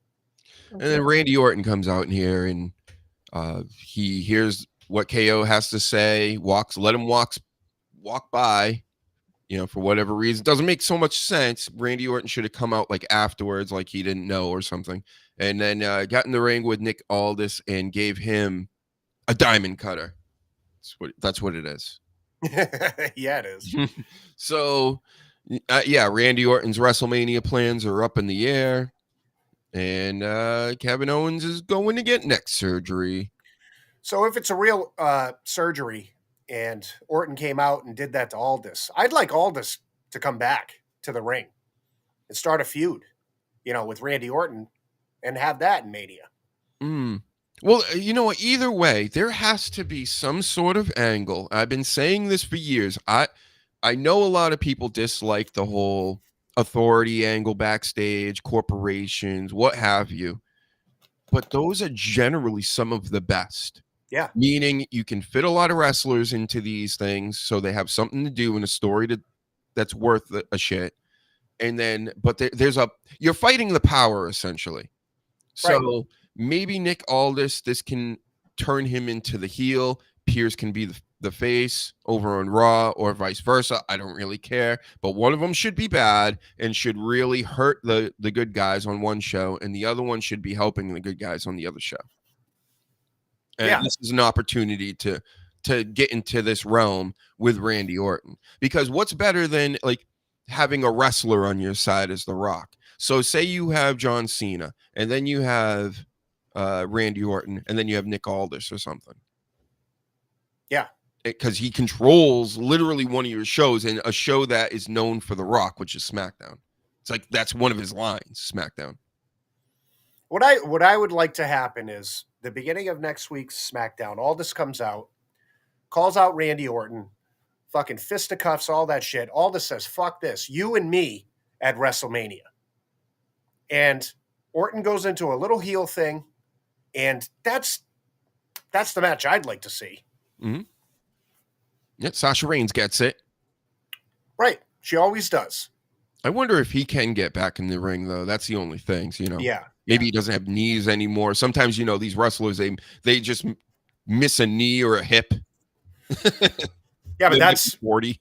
You don't throw him in there with a penta, but right. I think a veteran like Randy Orton that can protect you and all that stuff, even if you're a little bit banged up, put him in with someone like that. Yep. But I think that story-wise, that'd be great because it goes with the whole authority thing that we like. And that's a quick way to build this up is just the next 2 weeks, they come out, they beat the shit out of each other. There's no real word said back and forth, you shouldn't have done that. And he comes out and fucking does it again. And then whatever, people are pulled apart. That's all the shit I like. Mm-hmm. And then all Nick Aldis has to do is just go in the ring and snuggle Orton for a while. Yeah. Just get snuggling and cuddling for a little while with Orton, and the people feel like it's a great wrestling match. Yeah. Take an RKO and you're good. Or, like Sasha Reigns says, they can bring back the blackface to Orton. Is that what it said? I think that's what it said. I think that's what it said. No, right, so Randy Orton's going to do blackface and face Nick Aldis. Got it. Right. Yep. Thank you. I can't think of anybody else that they could fit into this spot right now with Randy Orton that makes any sense besides Aldis. Like, if he's going to come out and do the RKO directly after, I really think that's what they're planning, which it'd be good. Yep. And Coach thought Aldis came to the WWE to wrestle. Nope. No. He didn't do that. They had him come back, like they had Pat McAfee come to WWE to I don't know, make sandwiches or something backstage, and you know what? He ended up ringside. Yeah. Bothering us all. That's right. I'm a Lister hack today, Sasha Reigns. Thank you. It wasn't blackface. It was a Lister black. Got it. Right. Yep. I knew it. Yeah. But that would make no sense. I don't think. I think Alistair comes back after Mania. You know, he's a good talent. I like him, but he's a mid-card guy. I don't think this is let's throw him right into a WrestleMania with fucking Randy Orton. Yeah, he'll show up. Maybe I could expect him to show up at the LA Knight match against Jacob Fatu or something. You know, if he were to. Right, a match right off. He's not that guy. Yeah. Yet, because they have big plans supposedly for him to push him to the moon. But I think it'd be a bad way to introduce him. How about this guy? It's Rusev Day. He's re-signed. He was at Stamford, Connecticut, where the pussies live, as Del and small dick. Yep, he's back in the WWE. When is he gonna show his face again? Are we gonna get Lana? Are we gonna get Aiden English back? Was Rusev Day coming back? Maybe. It would be so good. I love that whole fucking run. It did not get old to me. I loved it. Again, I think they just signed him. So he's not a WrestleMania. Unless he, like you said with Alistair, maybe he interferes in a match. That's how he does it. But yeah, I'm glad he's back. What do you think, Reese? You like Rusev Day? Please, no. Listen, Rusev Day is in the past. I love Rusev Day, but it's in the past. I just think it's in the past. But if they're going to bring Rusev back, my thing is, what do you do with this guy? They already have a loaded roster. Whose spot is he going to take? Because you know he's taking somebody's spot. Mm-hmm. What if you have him come back with Lana, and then Lana starts banging Omos? or she starts banging Andrade. Yeah. Oh, yeah. I mean, that's interesting, but I've heard some people say he may align with Gunther, but it's like that'd be great. That'd be great. That'll be. I mean, a new Imperium. And you have Lana come back with her fucking accent. That would be. They gotta bring Lana back with her accent. They have to. They have to bring Lana back with her accent. Yep. She left sad too. Like when on her way out with that. Remember she had saxophone music. That song from they sound like it was from 1990. Yeah. Woo! And then she come out dancing like I'm a dancer, guy. It's like, okay, we get it. You're not 10 years old. Yeah. You know, like what was that? And then you remember she was trying to steal Rusev Day from her husband, calling it Lana Day, and it was just it wasn't banging like Rusev Day was. No, that was a Vince abomination that had a good story and then just bombed. Terrible. Doing pirouettes, Lana Day. Like, get out of here. No. I don't even think we need Lana, to be honest. If you don't have her coming back with the accent, which it's been so long, they already changed her to English. They're not going to go back to that. Well, you never know. Look what they did to Apollo Crews. Well, yeah. I just make her Russian again. Make them both Russian. You know, have them laser that Bulgarian tattoo off. No more Bulgarian brute. And then put a real Russian tattoo on him. You know, put a Russian tattoo on Lana's face or neck like Cody Rhodes. Then we'll all know what's going on. At least. They need to bring all that Imperium stuff back. You know, we love factions. I think they bring all that back with Rusev, Lana. Get the bloodline shit going again, or think of some other. Yeah, the bloodline stuff is like dead. It is dog shit. Dead right now. Yeah, I mean, they got Jacob Fatu's going for the Intercontinental title, and that's pretty much it. I mean, even Roman Reigns, the OTC here, he's barely showing up. You know, nobody cares about that. And yeah, it's just the bloodline stuff. It's over, and it should have went out with a bang. It went out with like a whimper. Like nothing is really. What happened? Roman beat Solo. And that was it. And that was it. Yeah. Yeah. Okay. And then everybody just faded away besides Jacob Fatu. Mm-hmm. So maybe they do this with Imperium. If you're not going to bring back the bloodline, restart Imperium, introduce Rusev, have them run a train on the whole fucking roster. Because you know that Gunther is losing the belt. You know that's happening. So they need something for him after Mania, and this should be it. Or he's gonna get lost in the fucking shuffle, I'm afraid. No. And then we have another newcomer. We have the Ray Phoenix, who showed up last night. He faced off against Frazier from Fraxium. It was a good match. Yeah. Again, I'm just like, there's too many masked luchadors in WWE. And there's starting to become too many of them in wrestling, and I believe it's because this futuristic wrestling, as Reezy said earlier, it's more like a video game, and these wrestlers, they're not old school like the Bret Hart's telling stories in the ring. It just flips, and I'm jumping out of the ring, and, you know, same thing over and over and over again. I just don't understand, if you're going to bring Phoenix in, why didn't you put him with Penta? Because that could have been the biggest tag team right now.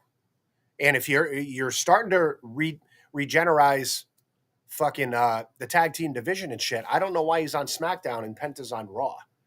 I mean, I see Penta right now because he's really hot being a singles person, but that's going to fizzle out real quick. You know, I believe. I don't think those people, like back in the day, like Rey Mysterio being by himself, that was a big deal because he was the only one around. But I don't think a lot of these lucha guys can do it on their own, to be honest. But if you had them as a tag team with both of their fucking explosive heat right now, like that would be a moneymaker. I don't get the choice of the SmackDown. I think they're just giving it a shot first. What do you think, Reezy? Oh no. Everything Sleaze has just said is 100% correct. It always is. It made no sense to debut. No disrespect to Phoenix, he did great on his debut, but it made no sense to debut him by himself on SmackDown instead of Raw. We know him and Penta are brothers. Duh. We know they were a tag team called the Lucha Bros. Duh. You know your tag team division needs help. A blind man can see that. So you would think you would put those two together and help build your tag team division again. It makes the most sense. And it's just like you said, Sleaze, you know, nowadays, you know, luchadors, and it is just luchadors, a lot of people by themselves, it isn't working out for them. But you put them as a tag team, it works. So there's some people on the card today that'll work better in tag teams. Yeah. Yeah. Yeah, I think what they're trying to do is they're trying to milk it. Like they're dripping everything these days. I see what they're doing. I don't have to like it, but they're splitting them up. They essentially have the same entrance. They had the spinning, flame thing in the background and all that. They have the same. Yeah, they have the same logos, everything. So yeah. I do believe what you said is that I think they're going to milk Penta for a little bit longer, and then eventually they're going to put them together. I think it makes sense. They see it as selling merch. So are you going to sell more merch as them together as a tag team or them individually first? Right. Then let that fade out because it will, and then they'll put them together as a tag team, and then they'll do it all over again and make more money. Right. So, that makes sense. It does. Sasha Reigns. Okay, so question about Ray. Why isn't he in a tag team with Penta? Because they can't let him wrestle with every luchador that comes through. What is he going to be wrestling with El Grande Americano next? You know, he can't do it with everybody. He's got Dragon Lee he's trying to put over, and Dragon Lee great in the ring, but he's a dead cat. charisma wise, he's just out there. And that's the thing. I'm just, there's starting to be a little too many flippy wrestlers for my taste popping up and becoming like mainstream in the world. I don't mind a luchador or two here and there, but oh my goodness. Like I seen Legado Fantasma, whatever his name is, last night. And I'm like, he's like a manager now. He's got two other Mexican dudes he's like managing at the moment. Then you got the LWO and all them dudes. Then you got, two more masked luchadors showing up. El Grande. We got white guys luchadoring it up out here. Like what's going on? Everybody's a freaking luchador all of a sudden. I turn on AEW, they're putting hot chicks in luchador masks. I'm like, cut it out. If they want to do it right with all the talent they have right now, start another show that's like Lucha Underground. Have all those guys in there, because there is a fan base for it. Mm-hmm. It's just, they get lost in the shuffle when they're on the main roster or just trying to have the right words for this. Always cool for a month, right. And then that's it. Unless you're Rey Mysterio, and that was because, all right, he's Rey Mysterio first of all, so he's like one of the greatest luchadors, but he also looked really tiny, and that was the appeal of it. All these other guys, they're normal sized, and they just they're wrestlers with masks on, which means they're actually more boring at the end of the day, especially to anybody over like 10 years old, because you can't see what they look like. Right, but like we've been saying, if you put them in a tag team together, all right, it's the only lucha tag team they really have. Right. So you have that uniqueness. It'd be good for the tag team division. And it seems like they're going in the way where they're trying to focus more on that. But if you have like the War Raiders against, the Lucha Brothers, that's something new. You know what I mean? Mm-hmm. And if you guys need to leave at any time, go ahead. I might be going long today. I have so many notes. You got me here. But I want to add to that and also say that, I think right now whatever this guy's name that Chad Gable was playing, it's hurting him. It's hurt out. WWE, you should notice, it's hurting him. Nobody likes this. I actually like it. It's just I see your point 100%. I liked it. I thought it was funny. Yeah, but I mean, it's at a point where how long is it going to go? Because Chad Gable, there was a point where he resigned. They made it seem like they were going to push this guy and do something more serious with him. And I just kind of feel like right now, the way his career is going with WWE, I just don't see them giving him a big push other than something that's more comedic. I think it's not, and I get it. The guy's not that great on the mic. He's not great on the mic at all. He's a great wrestler, but he's not great on the mic at all. But I mean, they got to figure out something to do with him. I think, like you said, you nailed it. He's pigeonholed himself into the comedy role because he did well with Alpha Academy. And also, when he was getting at his biggest push almost ever, going up against Sami Zayn and Gunther and all this, he got this close to the IC title and he never won it. So he didn't even get to hold a mid-card title. So they relegated him to, he is at best a hair away from getting the IC title, and at worst, or what he's going to be now, is going to be just a relegated to the lower card comedy act where Orange Cassidy should be. But on that show, Orange Cassidy is in the main events. When I understand that Gable has also been in main events, but like I said, that was when he was this close to getting his first like main title. On the other hand, the other guy already had main titles and has had belts on him other than tag team titles and stuff like that. So that's where he is. And I'm actually good with it because there's so many wrestlers now in all these spots.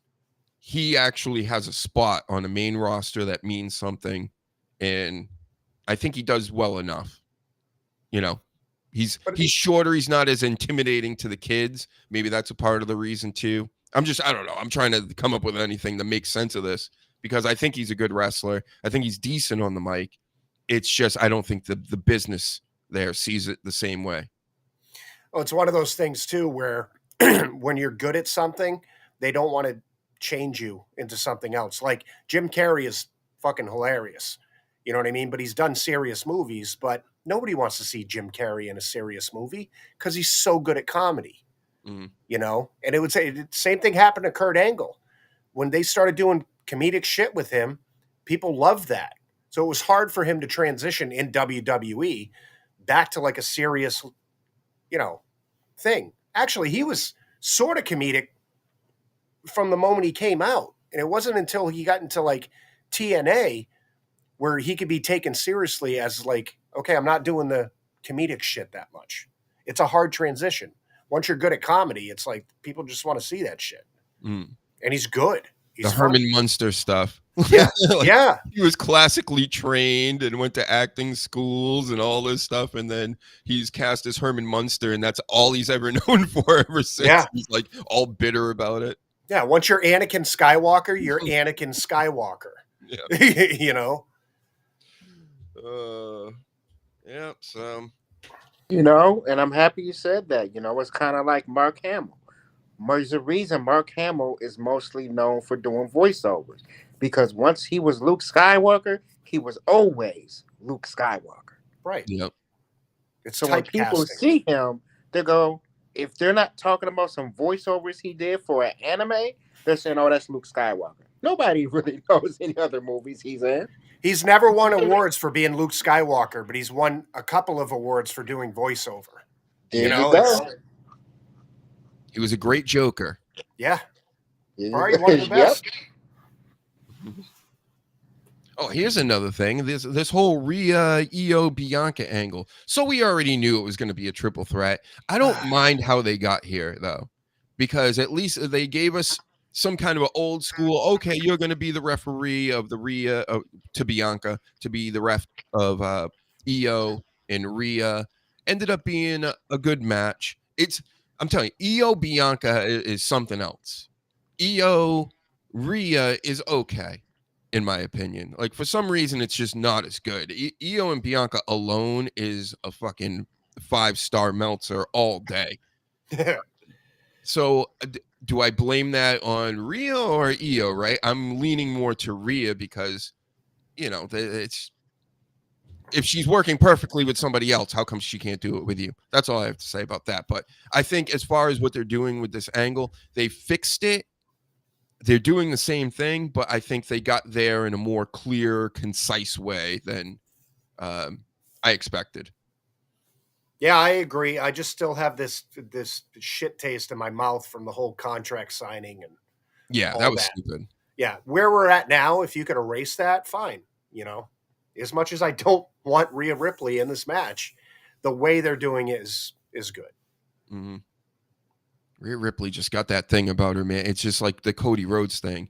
Yeah, their music hits, and I'm like, oh no, and it's just the same thing every time. Somebody else that is better on the mic is talking, and then they interrupt it, and you're just like, shit.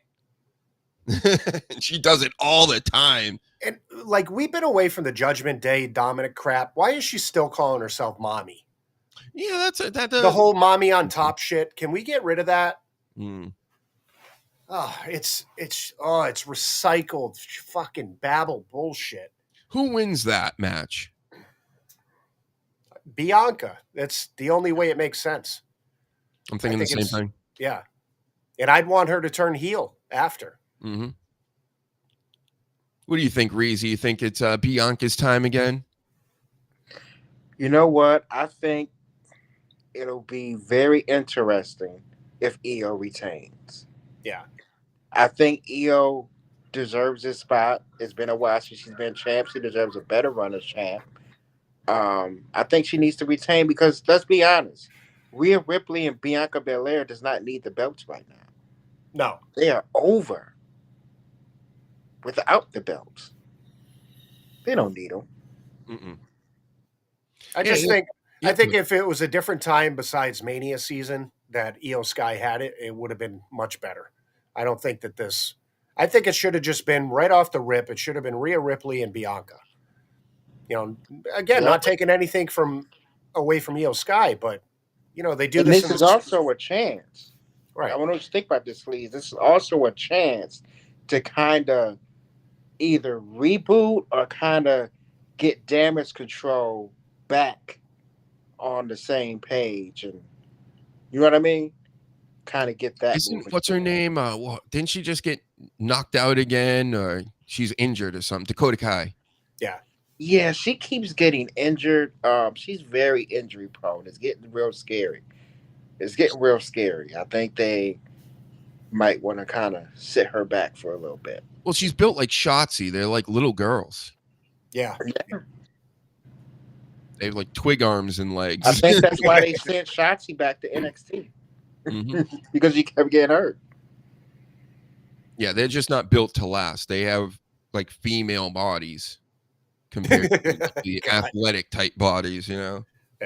You can't be running around getting slammed on your girl legs and arms like that in your girl head. That's what it was. Zoe Stark, I think, like knocked her unconscious with a drop kick. With a drop kick, of all things. Yeah. That's when there's a problem. You're doing a very basic move and you get hurt. Yeah. Come on. I mean, you don't know how to take bumps. She's in there with that, like again, like I said, that little frail body up against the Zoe Starks and Shayna Baszler's. Good luck. Yeah. But Io Sky, she's like 5'1", if that, and she takes hella bumps and she doesn't get hurt. Yeah, she's more like an acrobat, she's built like a gymnast and does all the moves. She's athletic in that way, whereas I think the other ones, not saying they're not athletic like Shotzi and Dakota Kai, but they look frail. Yeah, that's what I'm afraid with Charlotte Flair. Yeah, one good bump and she's just gonna crumble. She looked really skinny.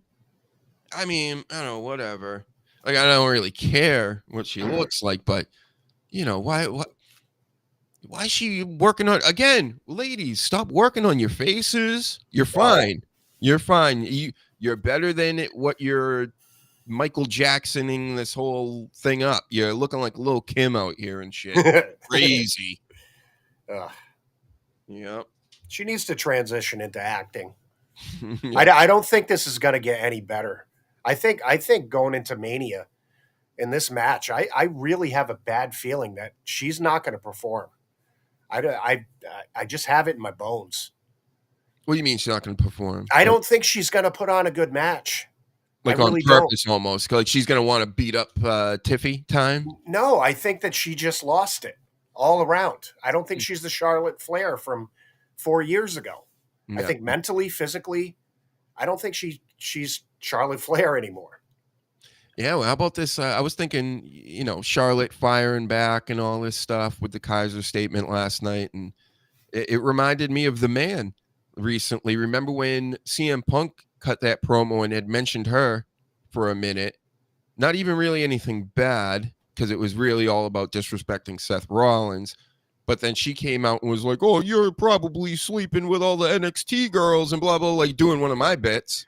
Yeah. And I was like, wow, that's like not your place to do that. I don't, it seemed like a low blow, even though she might have been offended, same as Charlotte. And is it just like that era of the lady wrestlers where they've always kind of seemed entitled to me, that Horseman group, like Mercedes Moné and Charlotte and the Man, and Bayley, not so much. Bayley's kind of turned into like the natty of the group, where she's like the auntie of all the girls coming up, but the rest of them seem to want no parts of like anybody taking their spots and trying to big time them. They're going to big time everybody else.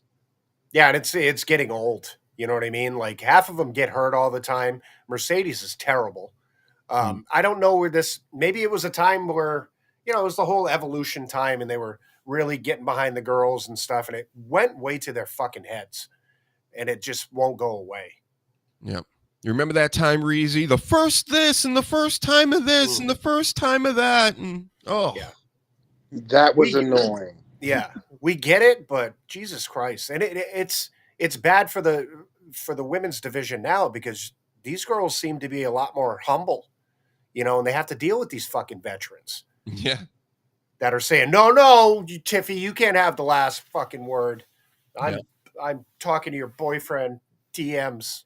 And could it be because they were called revolutionaries like all the time? Remember, it's like, because again, the first time of this and the first time of that, nobody's ever done this. It's only these 4 women. And it was just like, okay. Yeah. Trish and Lita did a lot more before them, and you don't see them coming out talking like assholes. You know what I mean? So, in your face, girls. Will we ever see Asuka back again? Yeah, I don't know what's going on with that. Did she have like a major surgery or something? Because she's been gone forever. I don't know. I don't know why she's been out so long. That's a good question. Then she had that month where she was just scared of everybody, and then she came back. Yeah, that was bizarre too. Like, and now she's all happy, Asuka. Yeah, it's very strange how all this works. I don't know. Maybe she was being stalked or something, but it wasn't me. So no, might have been me, but I don't maybe Kairi Sane. He's out there too. They were getting back in shape, so maybe we'll see him soon. Sasha Reigns. Yeah. Oh, we got another Evolution coming in June. You know what? Remember that Evolution pay-per-view with all the ladies? That was a long time ago. Yeah, rumor has it it's going to be at Mohegan Sun. Really? Oh, that's right. We talked about that before. I reported this first before anybody knew. We got to go. All women pay-per-view. We're going to be there. Yep. My shirt off. Yep. I'm going to pose like Andrade does online. And all the ladies to room 3489 or whatever. Almost worked with Alexa Bliss. Almost. Yeah. Where has she been? That's another one. Yeah, I think they got her. That is strange. What's that? I'm sorry, I didn't mean to cut you off, bro. No good. I know. I just said that was a strange one. I just wanted to add in that before the Rumble, there was rumors and people were saying that she may leave. There was contract issues. Remember all that garbage? Yeah. And then she returns to the Rumble, and she's all happy. Everybody's like, "Oh, everything is good. It was all false." And then after the Rumble, we forgot all about her. She disappeared. Yep. Yeah. This Alexa Bliss, I think they're gearing her up to join the Wyatt Six. They might have some plans with that. I've heard some rumors that the Wyatt Six and Randy Orton might be doing a thing. So there's that. Yeah, and I think obviously she has a kid now and all that stuff. Maybe part of the agreement of coming back, she didn't want to travel to Europe to do all that stuff too. So that'd be a great thing to put in your clause because I don't want to go anywhere. I'm not trying to leave the country anytime soon or get on an airplane if I can. Right. Fucking city buses nowadays. Last time I was on a plane, everybody's fighting and dropping bags on each other. And they're screaming for no reason, babies. I'm like, where? Am I in the middle of India or something? What is this? Is this Trump's America? That's what I stood up and screamed that. Did I hear a goat? What was that? Yeah. Where are these chickens coming from? You can't have these on the plane. All right. Well, I got to take a break. I'm going to take a piss. I don't know if you guys want to stay on. Just don't get me kicked off. Don't say the N-word. Stuff like that. Well, I think I'm going to take off because I gotta eat. Yeah. Before I pass out. So yeah, no problem. You guys, Reezy, you're running the show right now. All right, Sleaze, keep up. I'll run the show until you get back. All right, you want to talk to the people, Solo? I'm gonna talk to the people. I want to hear everybody's predictions for WrestleMania. All right, I'm gonna leave this up then. All right, I'll talk to you later, Sleaze. Good game. I'll be back in about 5 minutes.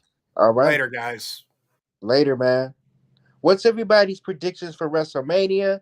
And are you going to be at WrestleMania weekend in Viva, Las Vegas?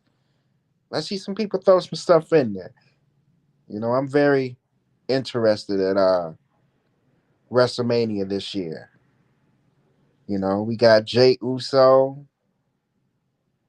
Gunther. Who else we got? Jacob and LA Knight. We got some good title matches coming.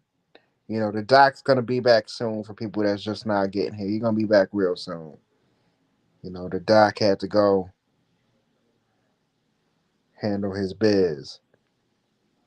I'm really excited for Mania. I think, I truly think Jey Uso is probably gonna be Gunther.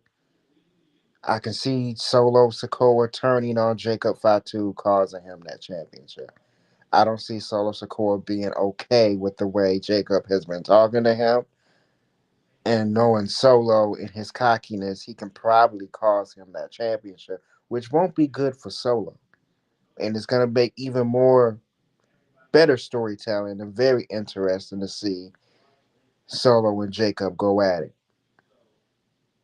That's going to be interesting. I think Jacob, since his debut, has overshadowed Solo. Not just overshadowed Solo, but he's became that guy. There's no argument that Jacob Fatu isn't that guy on SmackDown. Solo thought he was that guy, wanted to be that guy, but see how things changed real quick. So we can see something really happening with that. Now, who else we got? What else title shots we got? We got the triple threat match. It's probably going to be a triple threat match for the Intercontinental title. I'm thinking it's going to be a triple threat for the Intercontinental title. If it isn't already is. That's gonna be a good one.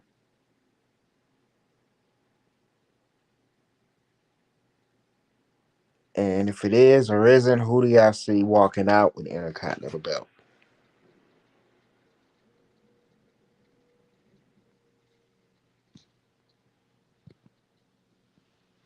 We got Heather Goats in here. You going for Roman, Heather? Ooh. You think Roman beating CM Punk? I think Roman's gonna beat CM Punk too. You can't trust Paul. You can't trust Paul, Heather.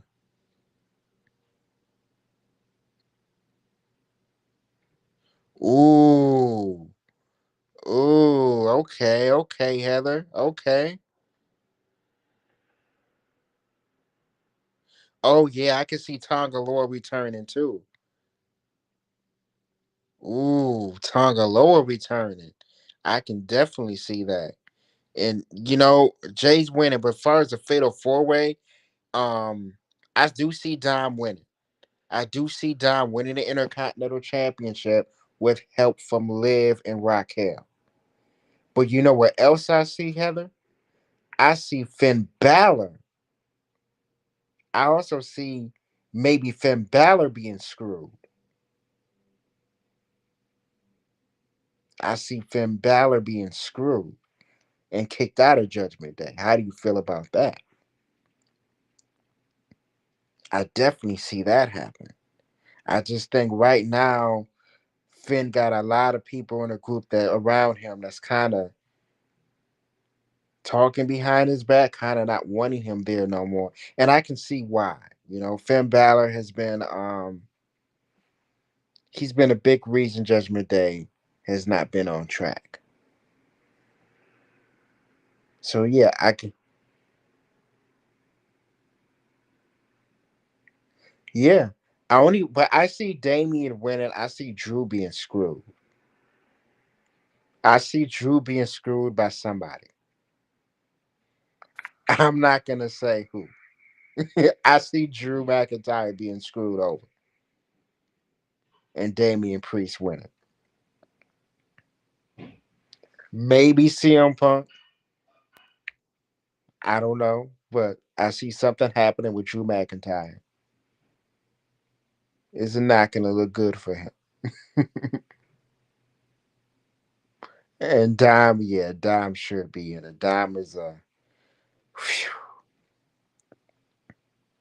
Dime is a good one. And look who's back. The Doc is back in the building, everybody. What are we talking about? What do you want to talk Predictions. about? What do We we want talking to about talk about? WrestleMania predictions. Oh, yes. And what do we think is gonna happen at Mania? And Mm. Heather is saying she thinks, you know, Damian Priest is gonna beat Drew McIntyre. And I said I think Drew McIntyre is gonna get screwed. I think somebody's gonna cause him the match. Imagine that 2 years in a row. Poor Drew McIntyre. Poor Drew McIntyre. He can't get out of his own way, this guy. And we also was talking about we think it's gonna be a fatal four-way for the Intercontinental title. Oh, yeah. They love stacking matches like that. We got a triple threat. I think, do we have? Yeah, we got 2 triple threats, a men's and a women's. So, yeah, we're going to need some more because everybody's got to be in WrestleMania, right? Yeah. I see Dom. I told her, I said, I see Dom. Well, not Dom, my bad. I see Finn Balor being screwed and kicked out of Judgment Day. Because right now, the way these segments is going, especially with Liv, Liv is gonna find a way to get Finn Balor out of there. Mm-hmm. I see either Finn Balor being screwed or Dominic being entered into this match and Finn Balor being screwed and Dominic winning the Intercontinental title. Oh, that would be Either way, Finn's being screwed. Yep.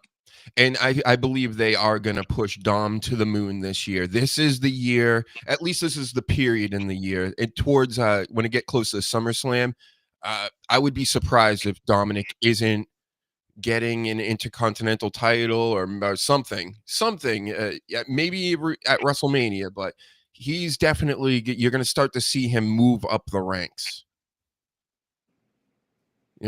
I can see Pretty Deadly winning the tag teams at Mania. They could. Yeah, Pretty Deadly's been on the main roster long enough to, where they should be tagged, where they should deserve a run. They've never had the tag team championships. No, they never had them. Yeah, it's time. But then again, you got the New Day. Do you like the New Day song? The new one? I don't remember how it sounds. Yeah, me neither. That means it can't be that great, right? Right. Yeah. Sounds. But as far as the New Day goes, people just hate them so much they don't even need the belts no more. They would do nothing. Like, there's no point to even give it to them. They're just funny to watch. Mm-hmm. And is there more Big E news? I think I read somewhere there was some kind of news. I don't know if it had to do with him wrestling again. I know there's speculation that he's going to be coming back at some point. I don't see it. It's been long enough. I know Edge has come back and Daniel Bryan, but this is different. He was literally dumped on his head. So yeah, I don't. It's been long enough. I don't see him coming back. No disrespect to Big E. I don't think they really need him now. And if he did come back, other than something with the New Day, what would they do after that? Mm-hmm. How'd you like his title run? Big E's? Yeah. It wasn't memorable, but I mean, it was okay. It was decent. But if you asked me, what was your favorite match or name a match at all from his title run, I couldn't do it. Mm-hmm. I couldn't name a segment. I don't. It just wasn't memorable. Would you say? But no disrespect to Big E. Yeah, he's still good and everything. I think too. Yeah. I have the same take as that, but it reminds me of it's like a Damian Priest run. Yeah, and you know what, Heather? I didn't think about that. It is Pretty Deadly's first Mania, and yeah, I don't think they'll win either. I do believe we will have new tag team champs though. Yeah, they'll find a way to screw the Street Profits as they usually do.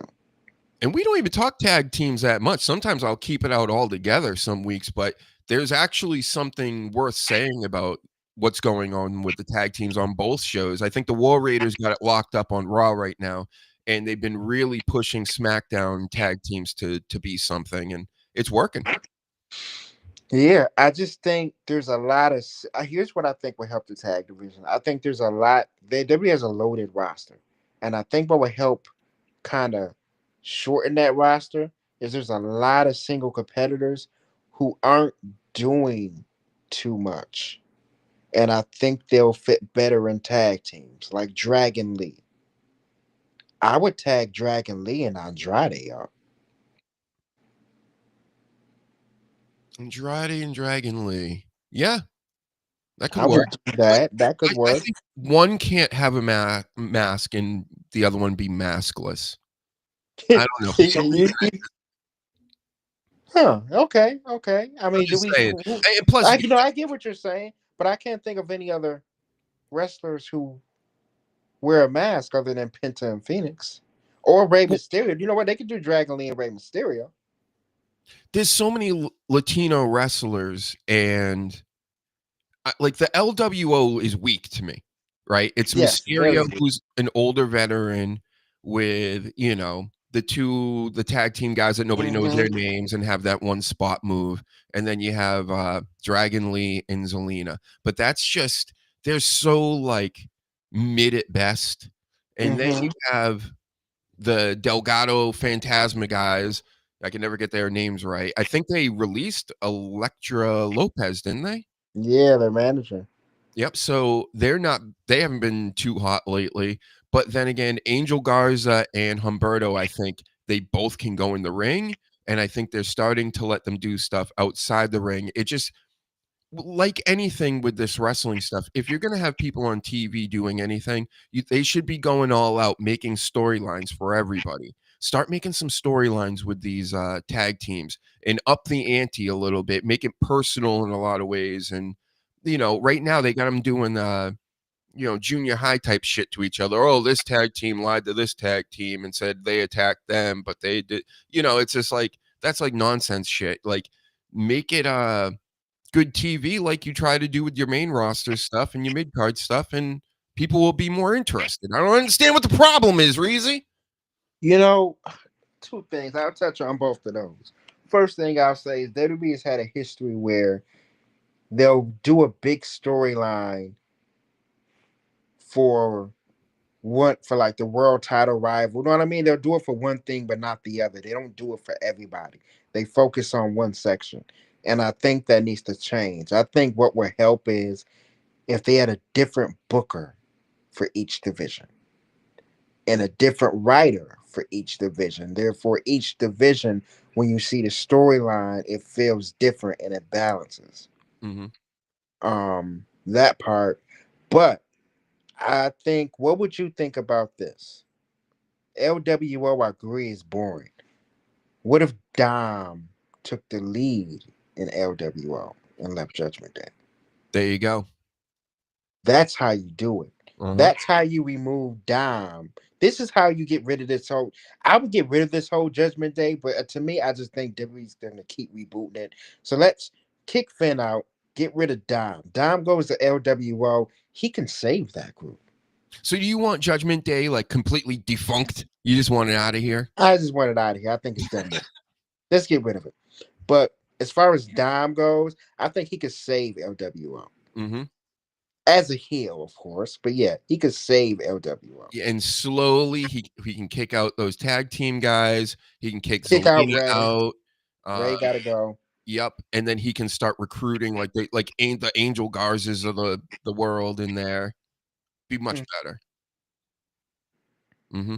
Bring in the Lucha Bros. That's how you do it. That too. Dom, get the Lucha Bros by him. I would keep Liv only because Liv and Dom work magic together. Mm-hmm. Those two together, they do magic together. And every person of color group in wrestling should have one white person in it. Yes. Just the way it goes. They just should, because it's, I don't know, it's aesthetically pleasing, Yeah, so it doesn't fit, but it does. It's great. It's great. And I can see, you know what, hey Heather, she said she could see Zelina. No, of course. Oh, Raquel. Yeah, Raquel will fit perfect, Yeah. There you go. You already got Raquel. But yeah, you can see Zelina and Chelsea at Rainier. Yeah, I can see that too. But nobody wants to. I mean, No, is no. Selena really over with everybody? Here's the problem with Zelina. I like Zelina, but WWE has showed that they're not interested in giving Zelina any type of push than what she already has. Mm-hmm. Now, when they're in Mexico or Puerto Rico, yeah, we see that big pop, but that's over there. And there's no disrespect to Zelina, but I think Zelina going to NXT, I think she would do tremendous over there. She's better off in NXT, Um, absolutely. unless we're gonna put her in a tag team and rebuild this women's tag team. But then again, who will we tag her with? She would have to be with somebody. No idea. Yeah, exactly. Like, Partner her back up with Andrade. That worked. yeah. That's what they should do. Well, they're probably gonna put her with her husband. Actually, when he comes back. Yep. And then she can Back. show her leg tattoos. Yeah, she can. He can be like, yeah. I don't know. That's another thing. The Aleister Black coming back. You know, I'm a Lister hack. I know these things, but he should. I don't know, man. What are they gonna do with him? They I try. don't know. That's the thing. They go full horror mode. Will they do it? Fiend Okay. horror. Tumble back with this. I would do this. If you're not gonna defunct Judgment Day, you can have Aleister Black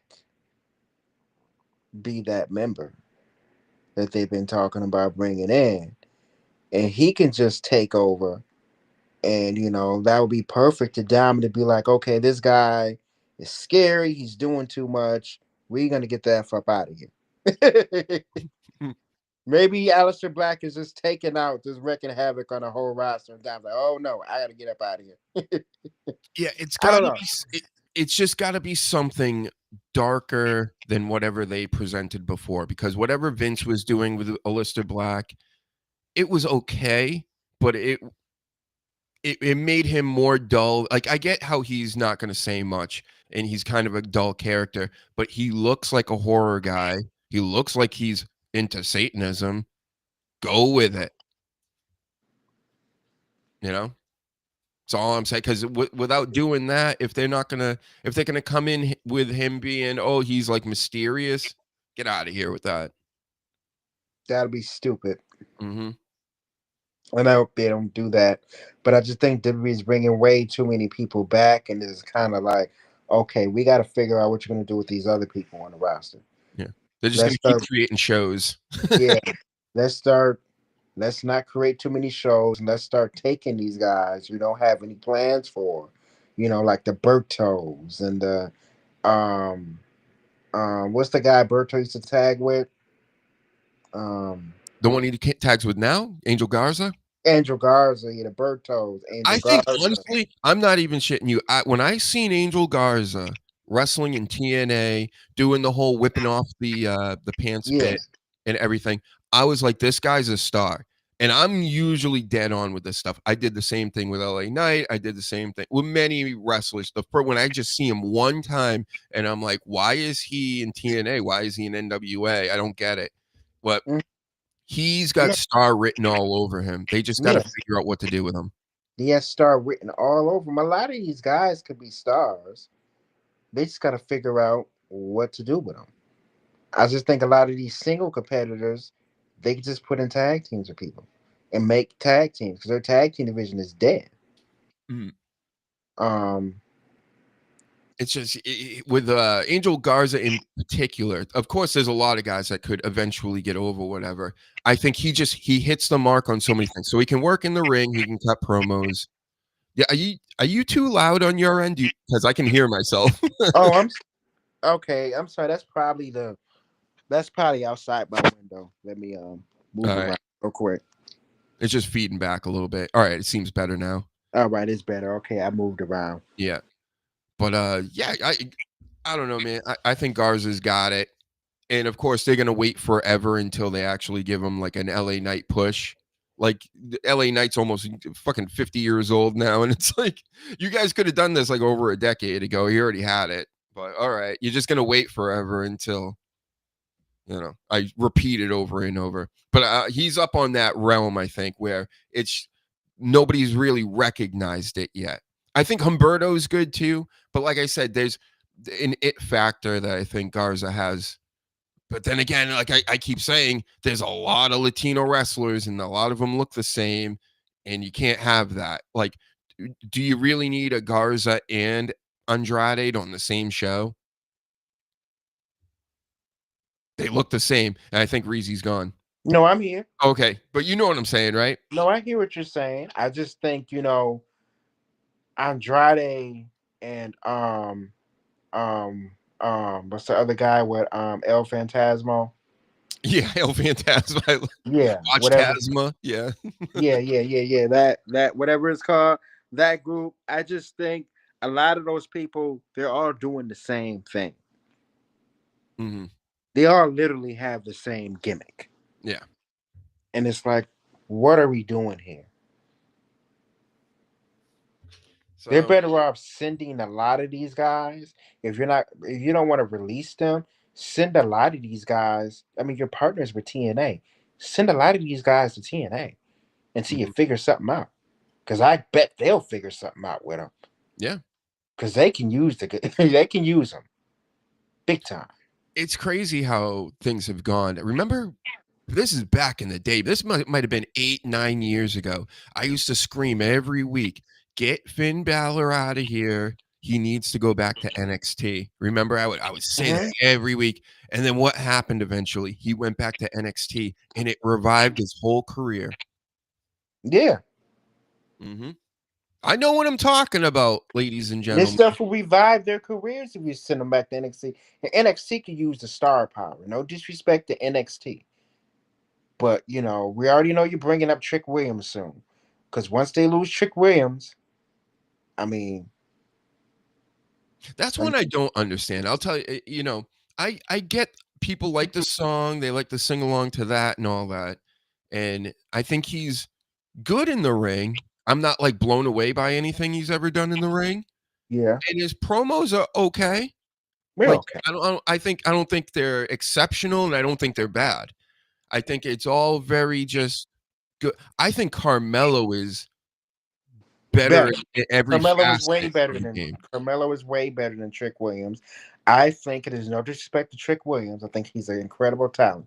Yep. I don't think he's ready for the main roster. I think they've blown him up too much. Yeah, I think there's a lot he needs to work on, and it's very possible that Trick Williams could be one of those guys that come to the main roster, fail, and has to leave and go somewhere else to make a name for himself, and then come back. So it feels like Swerve all over again. Yes, Mhm. that's exactly what it would be. And what do you think about all that Swerve stuff and the Vlad TV and everything? I'll just real quickly, I don't trust Vlad or any of that. I know what he's all about. So here's my thing. I think Swerve going on Vlad, doing what he did, was wrong. I think that was wrong on his side. It was stupid. Because what did he say? Do you remember any of the quotes? I have to go back and watch it, but I do know he said some negative things about Top Dollar, and he didn't state facts.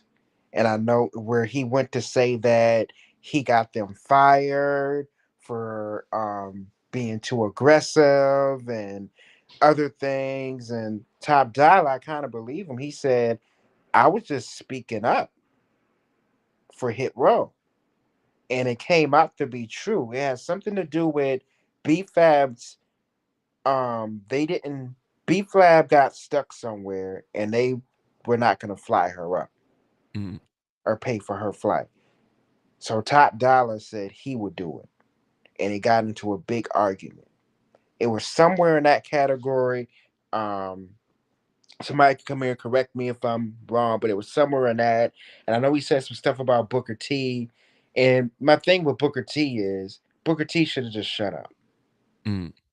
Because now Booker T is making himself look like an idiot. by going back and forth with Swerve.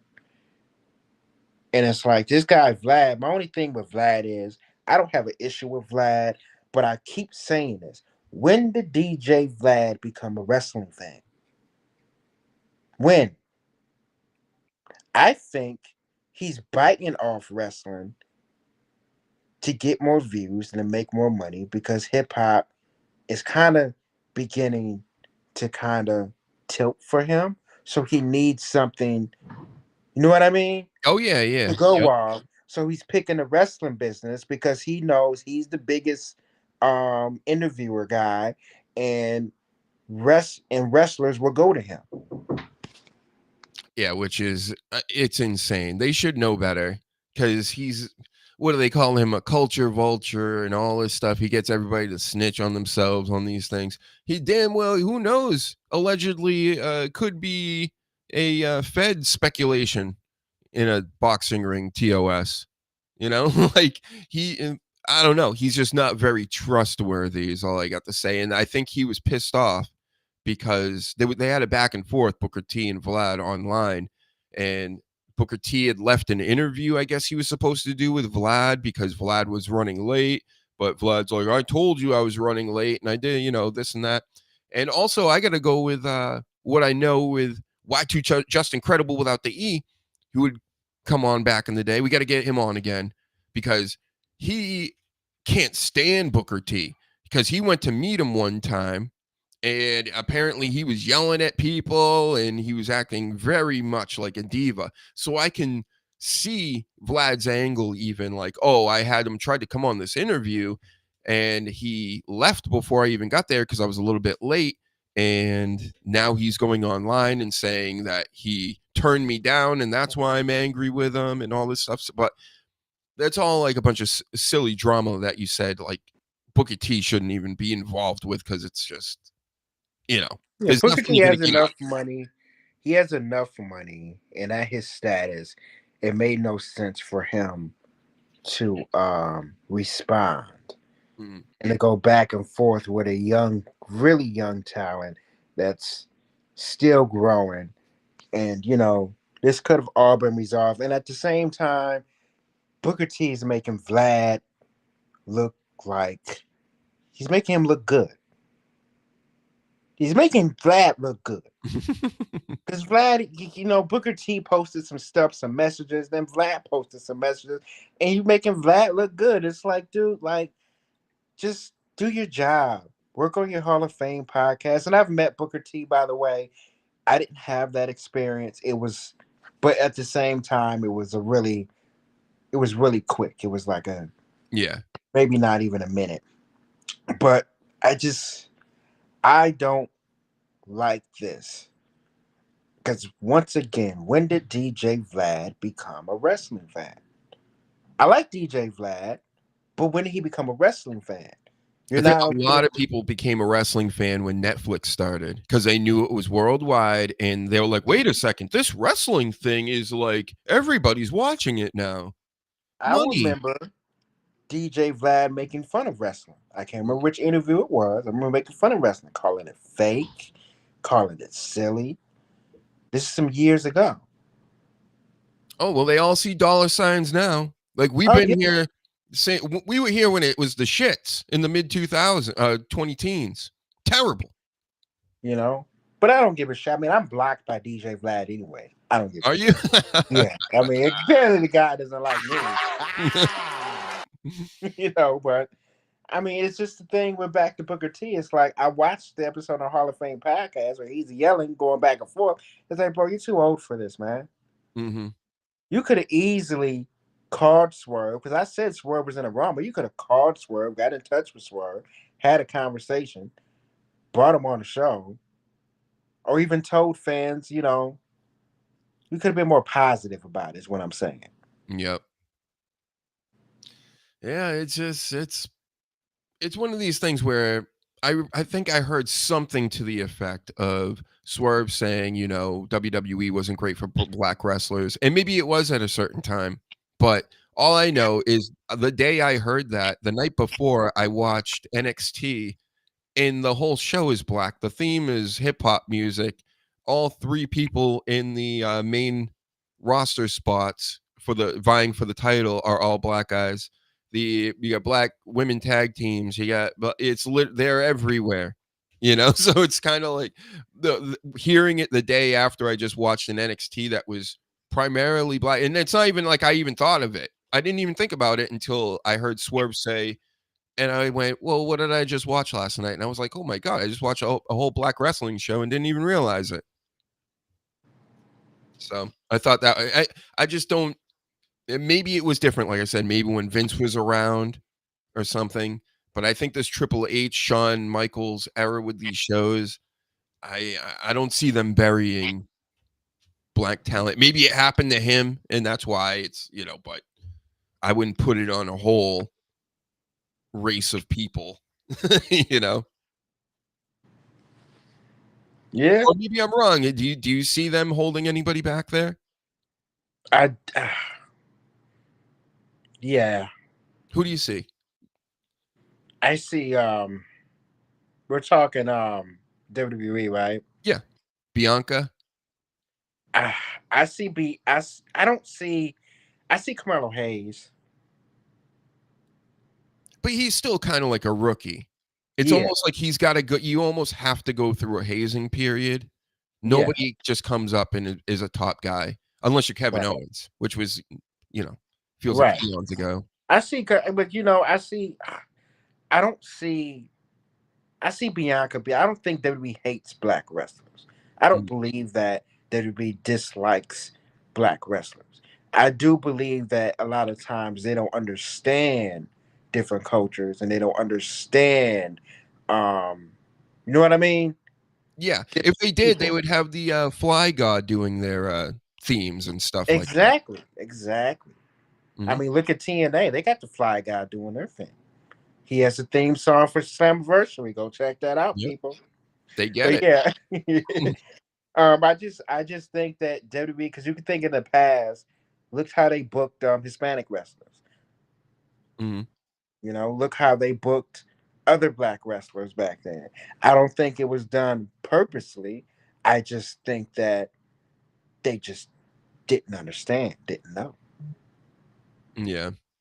But yeah, I think as far as the people that's there now, Bianca's fine, Naomi's fine. Um, R-Truth, I think R-Truth is in the spot. People got to stop complaining about that. I think he wants to be in that spot. He I Chad just think, Gabled himself. yeah, yeah, yeah. I think, and plus, by now, he's been a comedy character for so long. It'll, it won't work if he became a serious wrestler now. It's too late for that. Yeah. Do you Yeah. think AEW is like a haven for black wrestlers? That's because that's how it feels like they're trying to make it seem. People are trying to make it seem that way, but there's just a lot of black wrestlers out there now. There's more black wrestlers than there were when we were younger. See, this is the thing. People don't realize. I've known this, of course, and you have, I'm sure. But like even growing up in the 80s and 90s, most of the wrestling fans are black people. And I don't think a lot of people knew or understood that. Like you just look at the Wu-Tang Clan even. That's a whole older generation of rappers. They give themselves wrestling names. Like Yeah, it's because it's like ingrained in black culture is like pro wrestling. And I don't think a lot of people actually know this. they don't. Yep. Hip hop, I mean, wrestling has been in hip hop. Wrestlers has mentioned wrestlers. But hip hop has mentioned wrestlers in their, in the culture for a long time. Mm. You know, Wu Tang Clan.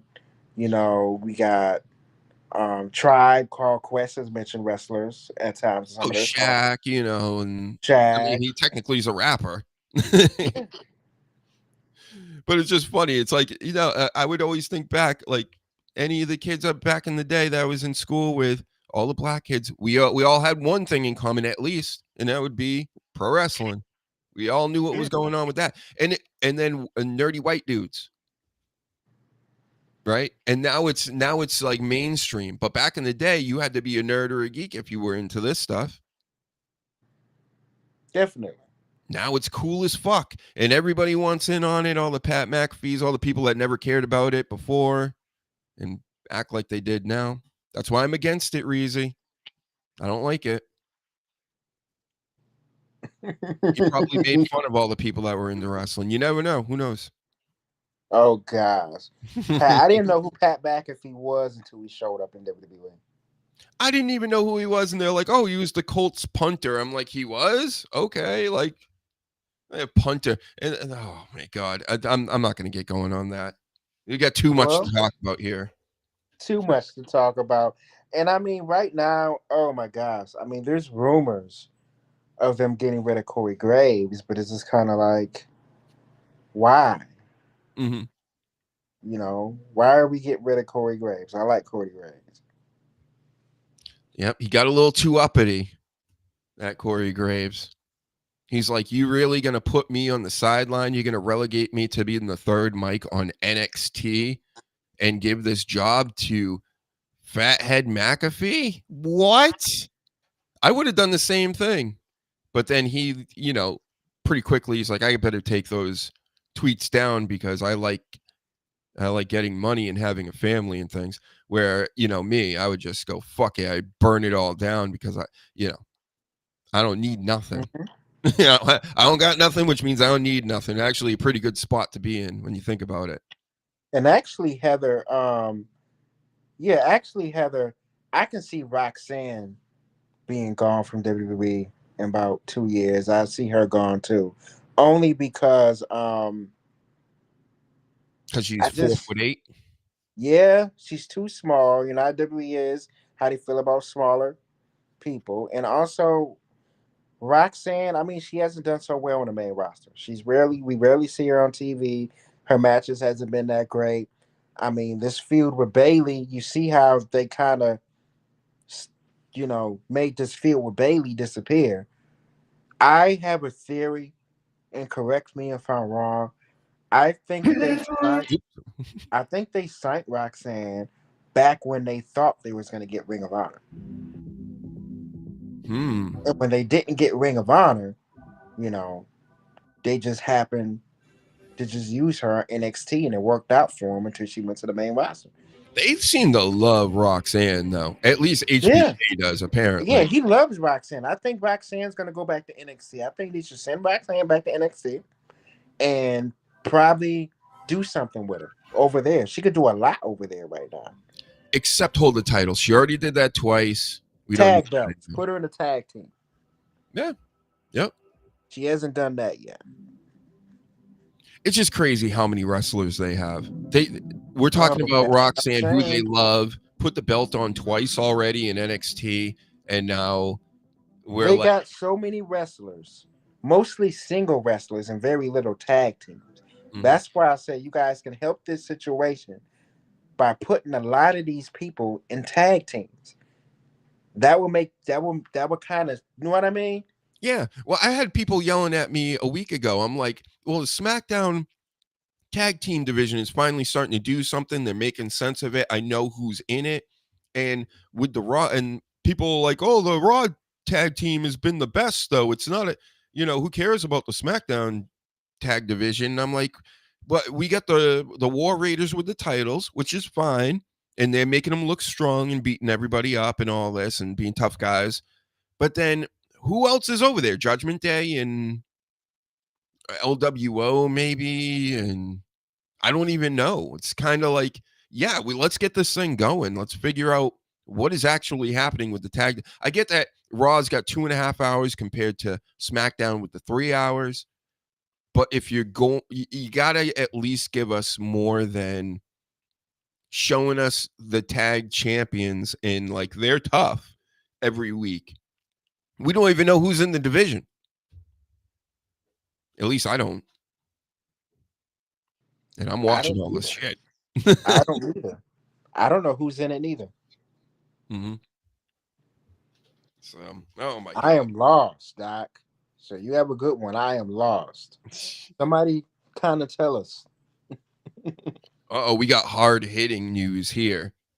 Did you hear about this whole Chelsea Green dealings. She got some blowback from Trans Day awareness posts, and it just reminded me of on the opposite side, Jada Parker was getting flack for saying that she didn't want men playing with girls in like college sports, or liking a post that had to do with that. So, you know, I think these situations, if we're literally talking about this as a political point in the country, I think that means we're already doomed.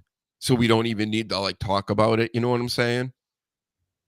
Or pick a side into any of these things, because we're debating like nonsense. That's like debating like the silliest shit ever. So it's like, why even partake in being pro or anti with that? Do you understand what I'm saying, Reezy? No, I hear you. Yeah. It's hard. It's really hard these days because everybody is so sensitive with this cancer culture thing. Everything you say is just offensive to people. Mm-hmm. And it's just kind of like, we're not hateful people. A lot of people are hateful. I'm not hateful. Yeah. I'm not a hateful person. If something offends you, something that small offends you, and your reaction is right away to just lash out, Mm-hmm. you have an issue. I would rather have somebody just be like, that offends me. Can you not say that? Than rather say, you know what I mean? Yep. Than just totally lashing out. And it's like, okay, that's not going to make shit any better. Yeah, it's either or. Like I said, you could be pro and you're gonna get the hate. You can be against it, you can get the hate. So why even play this game? You know what I mean? The thing I'm against is people distorting reality. Okay, that's all I'm against. I'm against lying. I'm against fake stuff. And listen, I got my beliefs. I know what's real and what's fake. It's pretty obvious, especially when it comes down to this situation. So do I need to even argue anything about this? No, because I'm living in reality and I don't need to debate other people's realities that are clearly not in alignment with mine. And I don't think I'm crazy. So that's how I roll. You understand? So if you want to be a dual spirited cat from Zimbabwe, go for it. It doesn't affect my life, but I think forcing me to believe that you're a dual spirited cat from Zimbabwe, that does affect me. You see what I'm saying? And that's when I start to play a little bit of defense. So I think that's the best way to explain it, because if you don't understand that and what I'm saying by saying No, what I think, then you're against freedom, right? That's how that works. Then you're against freedom. You don't want me to be myself. Got it. See how I trapped him mentally. I hope everybody man, the kept up, doc is because speaking. it worked. Huh? The doc is speaking, man. When Right. the doc speaks, he keeps it a bean. He keeps it If a you pay bean. attention closely, you'll understand what I'm saying. I understand what I'm saying I'm being very vague and very That's why obscure. I shouldn't even say the word podcast. That's just a dirty word nowadays. Mm, But everything is different. You know what I mean? yep. Like when you listen to our show, we try to be different from everyone else and Right. figure out what we can do different. So therefore, you're not listening to the same show or watching the same show. A lot of these shows you watch is the same show. They try to do the same thing. They bite off each other. They talk about the same thing. So, that's just what we try to put out there. Something different. Yep. I love the cat defense. Be like, I'm a Cat man. I'm awesome. a woman, Dr. Huge. And I go, I slap it away. My defenses. Like, who cares? You're a human being. So But let's again, like I said, if you wanna be a fucking space alien, more power to you. You know what I'm saying? Just maybe not teach kids to be space aliens. Right? I think let them come to their own conclusions like you have possibly, maybe, allegedly in a boxing ring.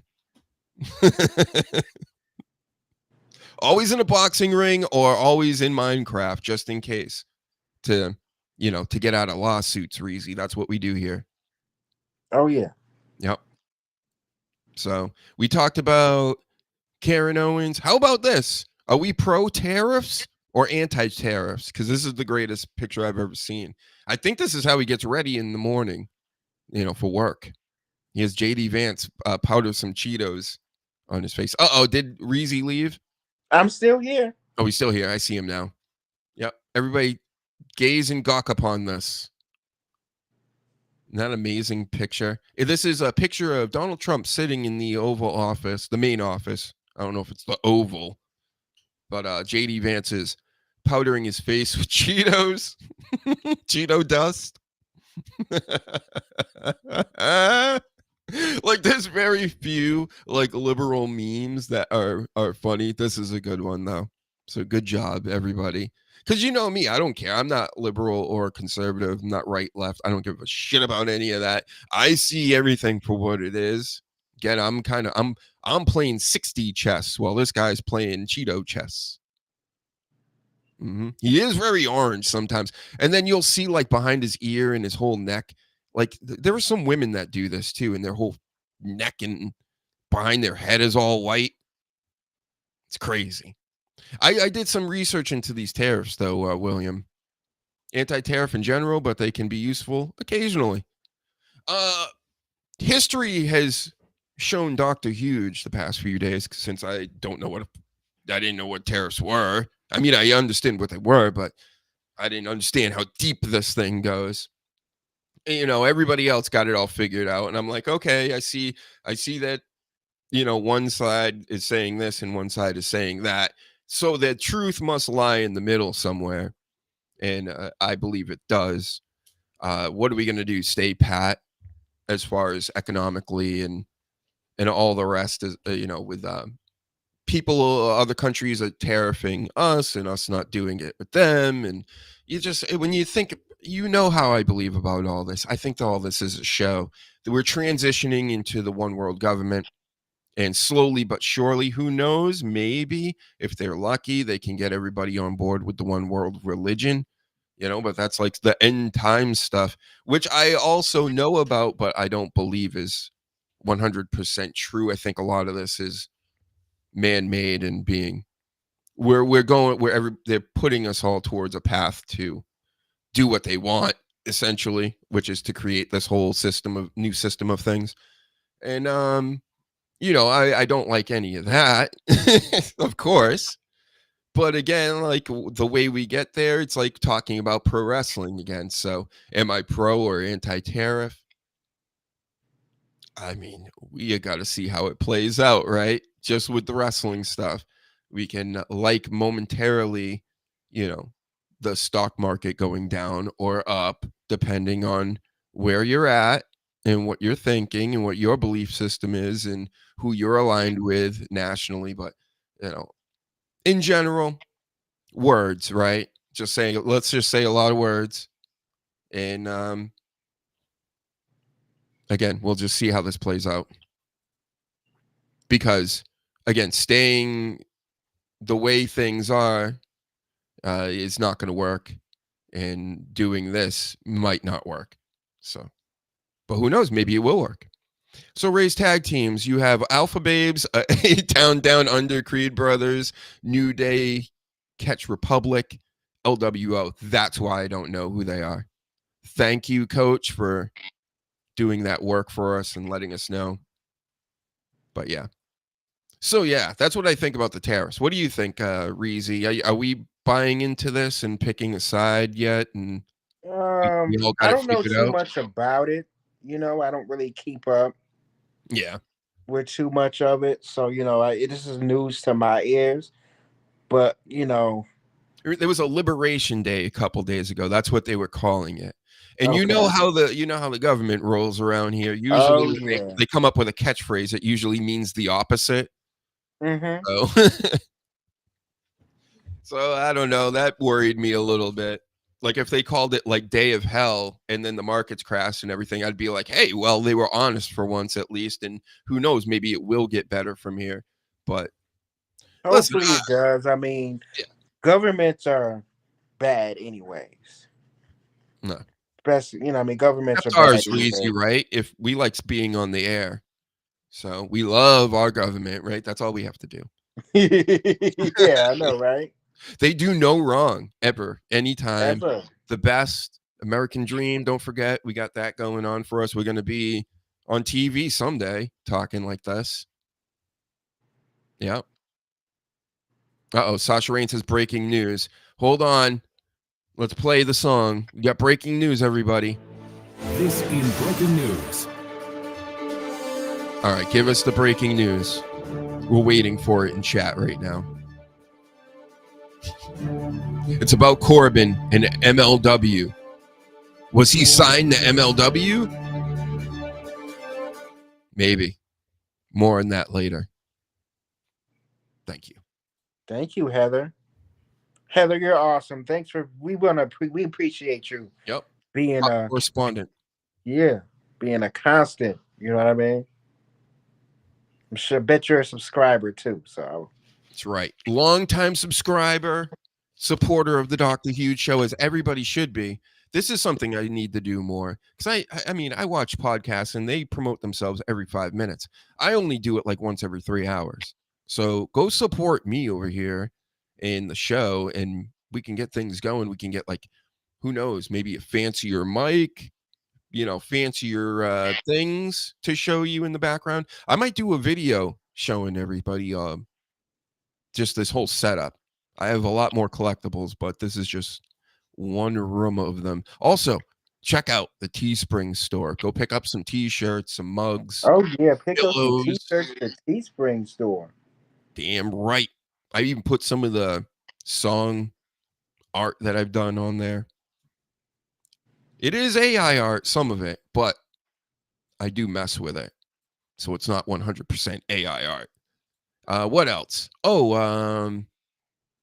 My buddy Grillo from the Howard Stern Show. He's got a book out. Go check that out. Gorilla Parts.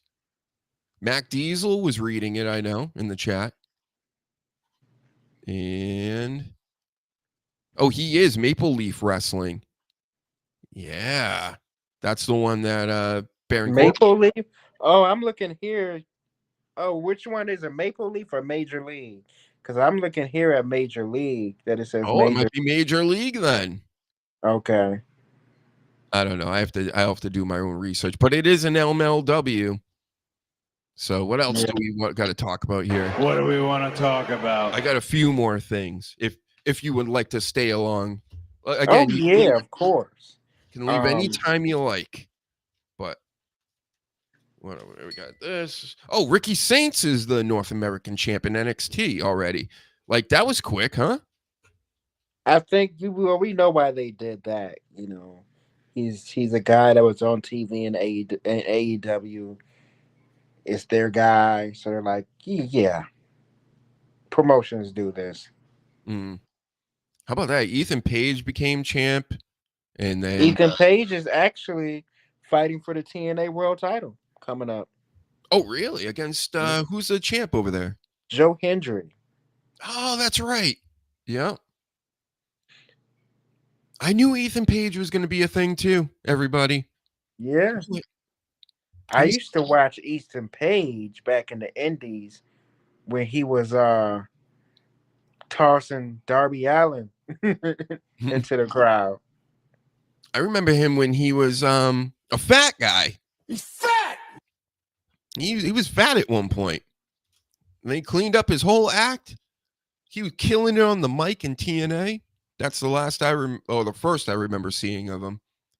And yeah, I was like, this guy is WWE bound. They eventually got him in there. Championship. Same thing with Ricky Saints here. I wonder how long that's going to last, though. All these AEW guys coming over with, Penta and Phoenix and Saints and Page, they're not all going to work out. They can't all work out. And I think out of all of them, I think Ricky Saints might be the worst, like have the worst odds to working out in the long run compared to everybody. Yeah. You know, I think Ricky Saints I think he's like 34, 35. Correct me if I'm wrong. I think he's like 34, 35. He's in NXT with a lot of younger guys. I mean, I don't think that's a good look. yeah. Like to put it in perspective, like or what I'm trying to say, like Obafemi is a star. I see a star with that guy. I see a star with the young OG. And I don't really see it with Trick Williams, and I certainly don't see it with who are we talking about now? What the fuck? I just lost my Ricky Saints. I see how he's good, and I've always seen how he was good, even in NWA when he was over there. But I'm not seeing him I don't see that he'll get moved up and then he'll be in the mix with like top guys in WWE. I don't see that happening. So take that, Ricky Saints. No offense to Ricky Saints. Again, I'm amused by him. I like when he comes out, and I don't mind his wrestling and everything. I don't know if he has the stature for this, and I just don't see it. You know, the it thing. Ethan Page has got it. And Brody King and Buddy is next. Yeah, I don't know. I don't know about them guys. I don't think Buddy Murphy was too much of a thing. He was a disciple for Seth Rollins. And then other than that, I mean, he's awesome in the ring. But again, he doesn't have that it factor. He's a guy, another one with the charisma of a dead cat. You still with us, Reezy? I'm still with you. Just letting me cook. Is that it? Just letting you cook, man. And I just think, I don't know, man. I just think, WWE bringing in a lot of these AEW guys is typical major promotion thing. Like, I took your talent, not because they really want them. It's just to take them and just to punch. It's like a punch in the face, And it's kind of like we don't really need a lot of these guys. Yeah. I don't understand how AEW does the same thing. How you can have this loaded roster with talent that not just you don't know what to do with them.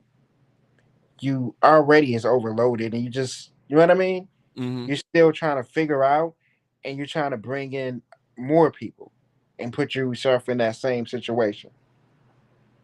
The amount of money they just must be spending on every single one of these signings, but the money to WWE must be nothing. But imagine if you just kind of slowed down with it and focused on the talent that you have, like I think it would just be better for business instead of they're so obsessed with like every streamer and influencer, wrestler, anybody that like has a little bit of cachet outside of their business to bring them in and to bring their fans in. It's like they're the ultimate. They had a word for this like several years ago, where you're like a podcaster or an influencer and you keep trying to grow off of other people. Do you know what I'm saying? Like they want to like join to leech off their audiences and stuff. There's a word for it, but I forget what it is. But it feels like the WWE is just like a really big company that is just leeching off of everybody else, which is fine. I get that's what that's kind of how things work these days. But it's so in your face. Here's celebrities out front, and look at this podcaster that's going to talk about us, and let's show another one that's. It's like, just cut the shit. How about having a good show? No. I'm with you on that, Dot. Yep. Corbin fights under the name now, Bishop Dyer. I like that name. Bishop Dyer, huh? I like that name a little bit better. Bishop Dyer. Better than his real name. Sounds badass. Yep. All right, we're with it, Coach. We'll see what he does over there in that MLW. He did do that blood sport a little while ago. That Oh, Josh Bloodsport's coming up, and I'm gonna actually be at that show because I'm gonna be at WrestleMania weekend in nice. about 2 weeks. And yeah, I mean they got some pretty cool stuff. Are you gonna go to the Fly God show there? At I will be at the show. Look at that. You got to take some video. You got to tell everybody about the show. I'm gonna wear a Dr. Hughes t-shirt. That's the plan. Nice. I'm gonna wear some Dr. Hughes gear representing the show, representing my brothers, and I'm gonna try to do some streaming. Very cool. And maybe you can use some of the stuff I stream for the show. Yeah. And if you get a hold of somebody for a picture, say, hey, do you mind cutting you're listening to the Dr. Hughes show, one of them little bumpers? Because I can always stick them in between the audio podcasts that you can find on Apple Podcasts, everybody. Mm-hmm. Get pics of Cross from, okay, I'll do that. Oh, yeah, he's going to be there too. Natty's going to be there. Mm-hmm. Yeah, some big Killer Cross is going to be at Bloodsport. Let's go. Well, I would go, but, I'm going to He will always be Killer Cross to me. Yeah, always. He's so underrated. He's actually doing what I've always been asking, like trying to keep kayfabe as best as possible. He's acting the part online that he is on TV. How hard is that? And you wrestlers out here, you don't see it, how that's beneficial to your career. You're gonna act like you're one person online and another person on TV. That's stupid. In the wrestling world speaking, that's stupid. I get why actors on TV shows do that. This is pro wrestling.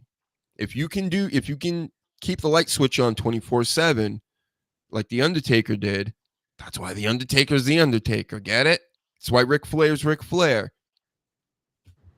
Oh, yeah. Ric Flair, the Nature Boy.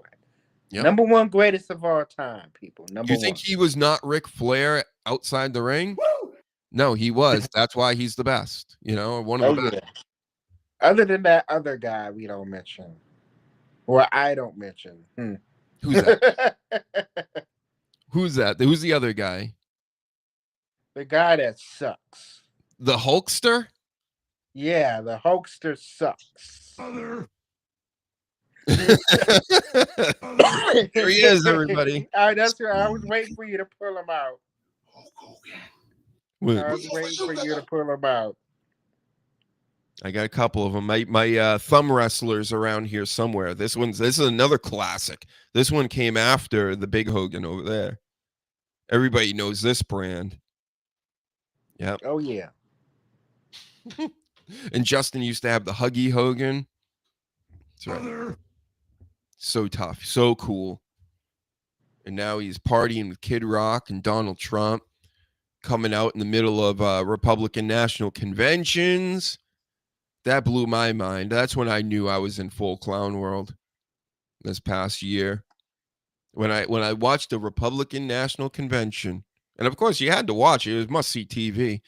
The Hulkster comes out and does his whole gimmick. Kid Rock comes out. Kid Rock is playing at the Republican National Convention.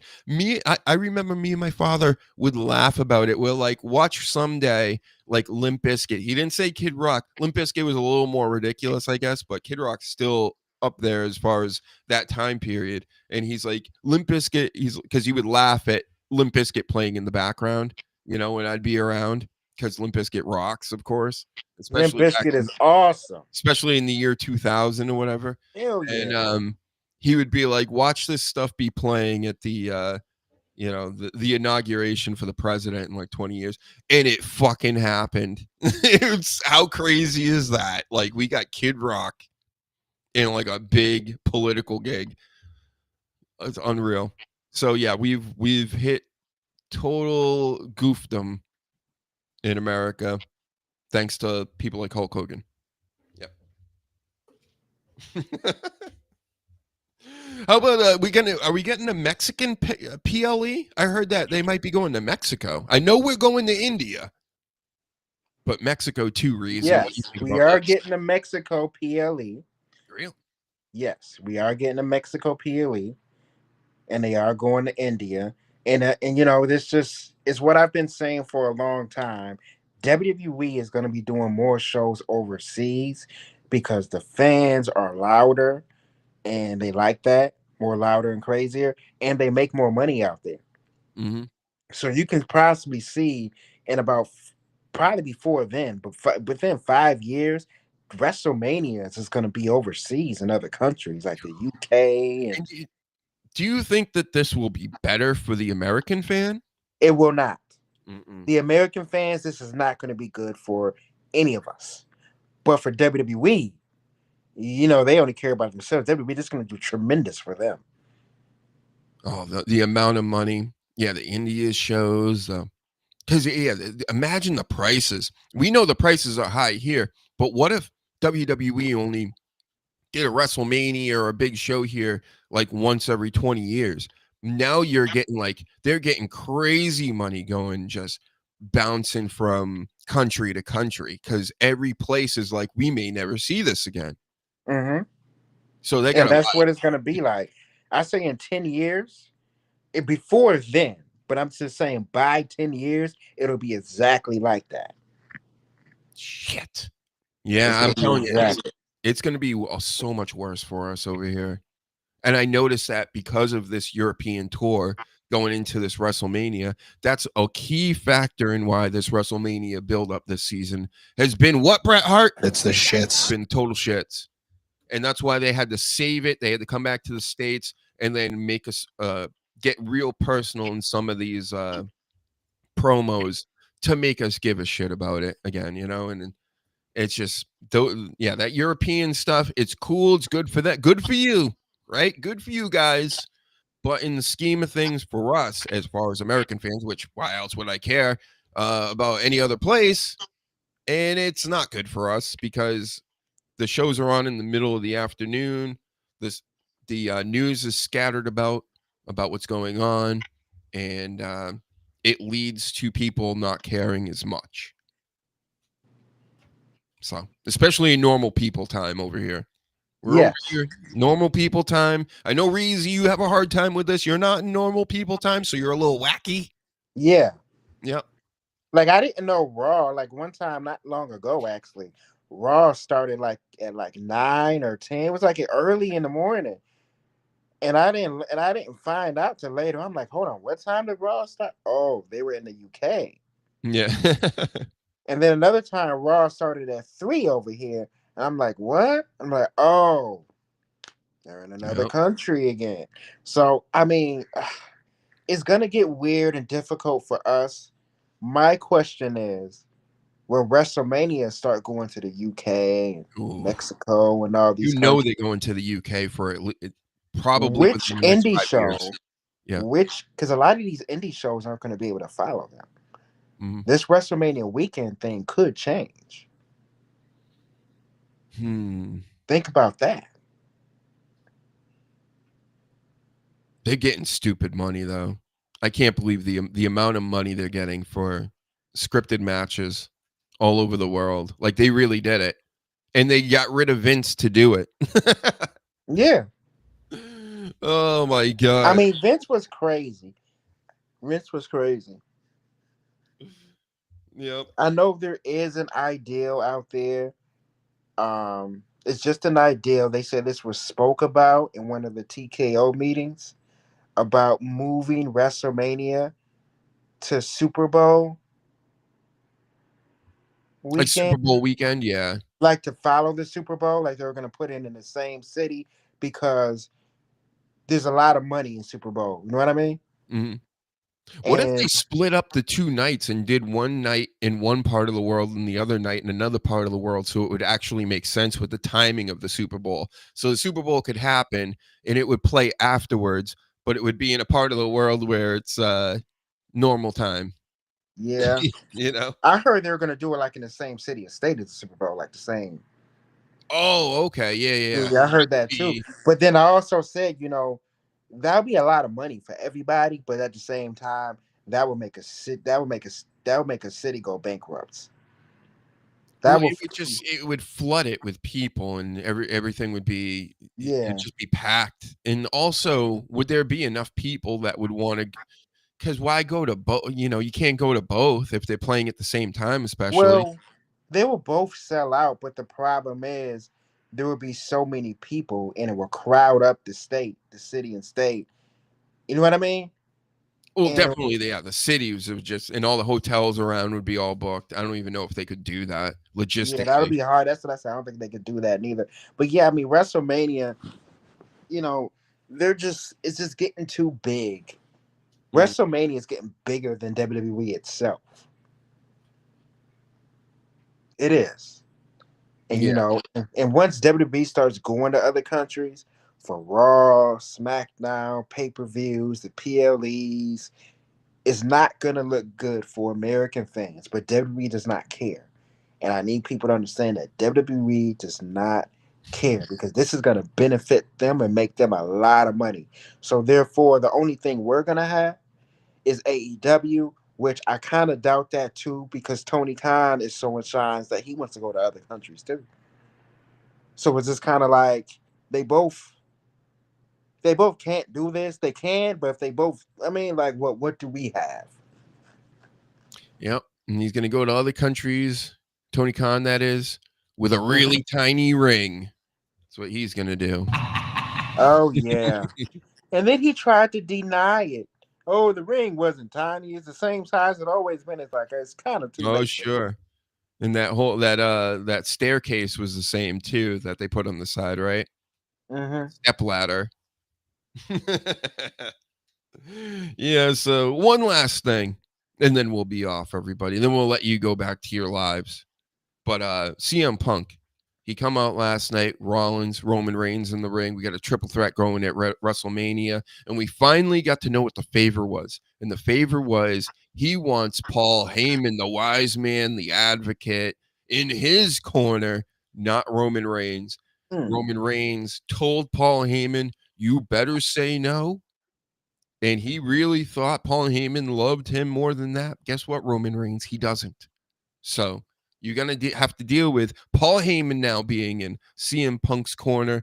Is this as big a deal as you thought it would be, or is this exactly what you thought it would be? It's exactly what I thought it would be, but at the same time, I wish they came up with something better. Mm. I was hoping it was something better than what it was because I had already predicted this. But also at the same time, remember what Roman said. Believe that? No, he Oh. said, "Do you think I really care? You think Paul, even if Paul did manage, you think he's gonna go against me? Mm-hmm. I don't think Paul is gonna turn on Roman. Everybody thinks Paul's gonna no. I think we can get a swerve. I like Something's gonna happen in this match, and I can guarantee you, I promise you, and I want everybody to hear this. I promise you, CM Punk will not win this. wow. Not Something's going to gonna win this. happen. Something is gonna happen in this match. And CM Punk, he's gonna get screwed. I don't know how, but something's gonna happen in this match. CM Punk ain't walking out. What if Paul Heyman were to screw both Roman and CM Punk and go with Seth Rollins? Now there's been talks about that. That would be the biggest screw over in WWE history. Mm-hmm. And he's known for it. It'd be the biggest screw over in WWE history. You think Paul Heyman is a snake? Oh, that will be the way to do it. Yep. Totally screw over CM Punk and their long relationship. Oh, we used to talk all the time and blah blah blah. And Roman having his wise man go with the old Shield guy. I think that would be perfect. Not like Seth Rollins needs a mouthpiece. Roman does. But as far as the storyline, if you will, goes, yeah, that what would be better than that? Nothing. That's what would be better than that.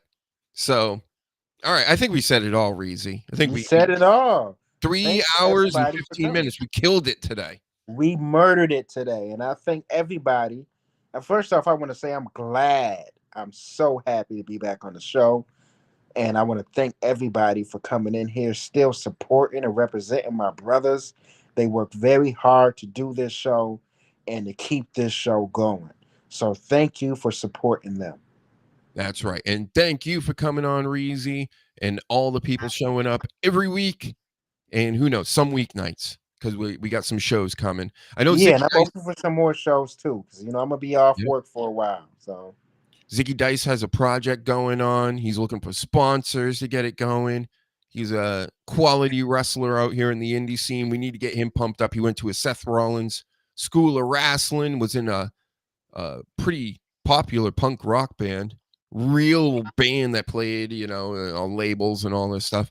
And we'll probably get him on soon. And who knows, maybe we'll get Drew McIntyre on soon. I got a few other people I gotta connect with still. So, you laugh out here. You think we're not famous. We're super famous. We get all the celebrities. So thanks for coming on again, Reezy. Thank you to the Sleaze who came on earlier. And we did it. We killed it again. Everybody, don't forget, go to the Teespring store. One last sales pitch to everybody on Rumble, YouTube, and X. Gaze and Gawkapon, fanny packs, mugs, t-shirts, sweaters, hoodies, stickers. You can buy all that and support the show. You can go and listen to my tunes. You can watch my music videos on YouTube. I have multiple YouTube channels. Dr. Hugenstein Music. We got Dr. Huge Show 2, TOO, where we got some clip vids of these live streams that you see here. But mainly, it's all about these live stream babies. Show up on the Saturdays. Support us during the week. We're on the Twitters. We're everywhere, right? Apple Podcasts. We got podcast versions of the show. And yeah, man. Yeah, dude. Yeah, Jack. That's it. We'll talk to you guys later. Oh, there's Kenny Omega. Here's Kenny Omega again. Where is he? Again, here. There he is. And we'll end on that note. Kenny. I mean, Kenny, I will say this about Kenny. Okay. Since he's came back from his injury, he's looked very different. Like I don't know, can't describe the word. Well, he took his guts out. Yeah, I mean. Are you talking about in his gut area or his neck area? His face and his gut. His gut too. His gut, all of it. His gut, his neck area. Maybe he got some work done like Charlotte. I know he just came back from I know he almost died from. He had that shit Brock Lesnar had. Yeah. That diverticulitis. So I mean. It's bad stuff. Bad stuff. I'm happy I don't got that shit. Right. Paladin needs him a shirt. Here, let me show you again. I love brainwashing people. I don't even do this enough. I need to be showing this like every 10 minutes like everybody else does on their shows. You can get phone covers. You see that phone cover? How cool is that? Buy, sell, all that stuff. We're doing it, folks. And then the more you buy, the more I show up. I think that's how this works, I think. Right? And imagine if I ever got like up to like $1,500 a week doing this. I would quit my life and I would just do this all the time. $1,500 a week is pretty cheap when you think about it. So think about that. I'll add to my revenge list here, and we'll be back in business next week. Everybody have a good night. Bye. See ya. Bye-bye. The juices. You know what? Woo! Right now. Woo! Woo! Woo!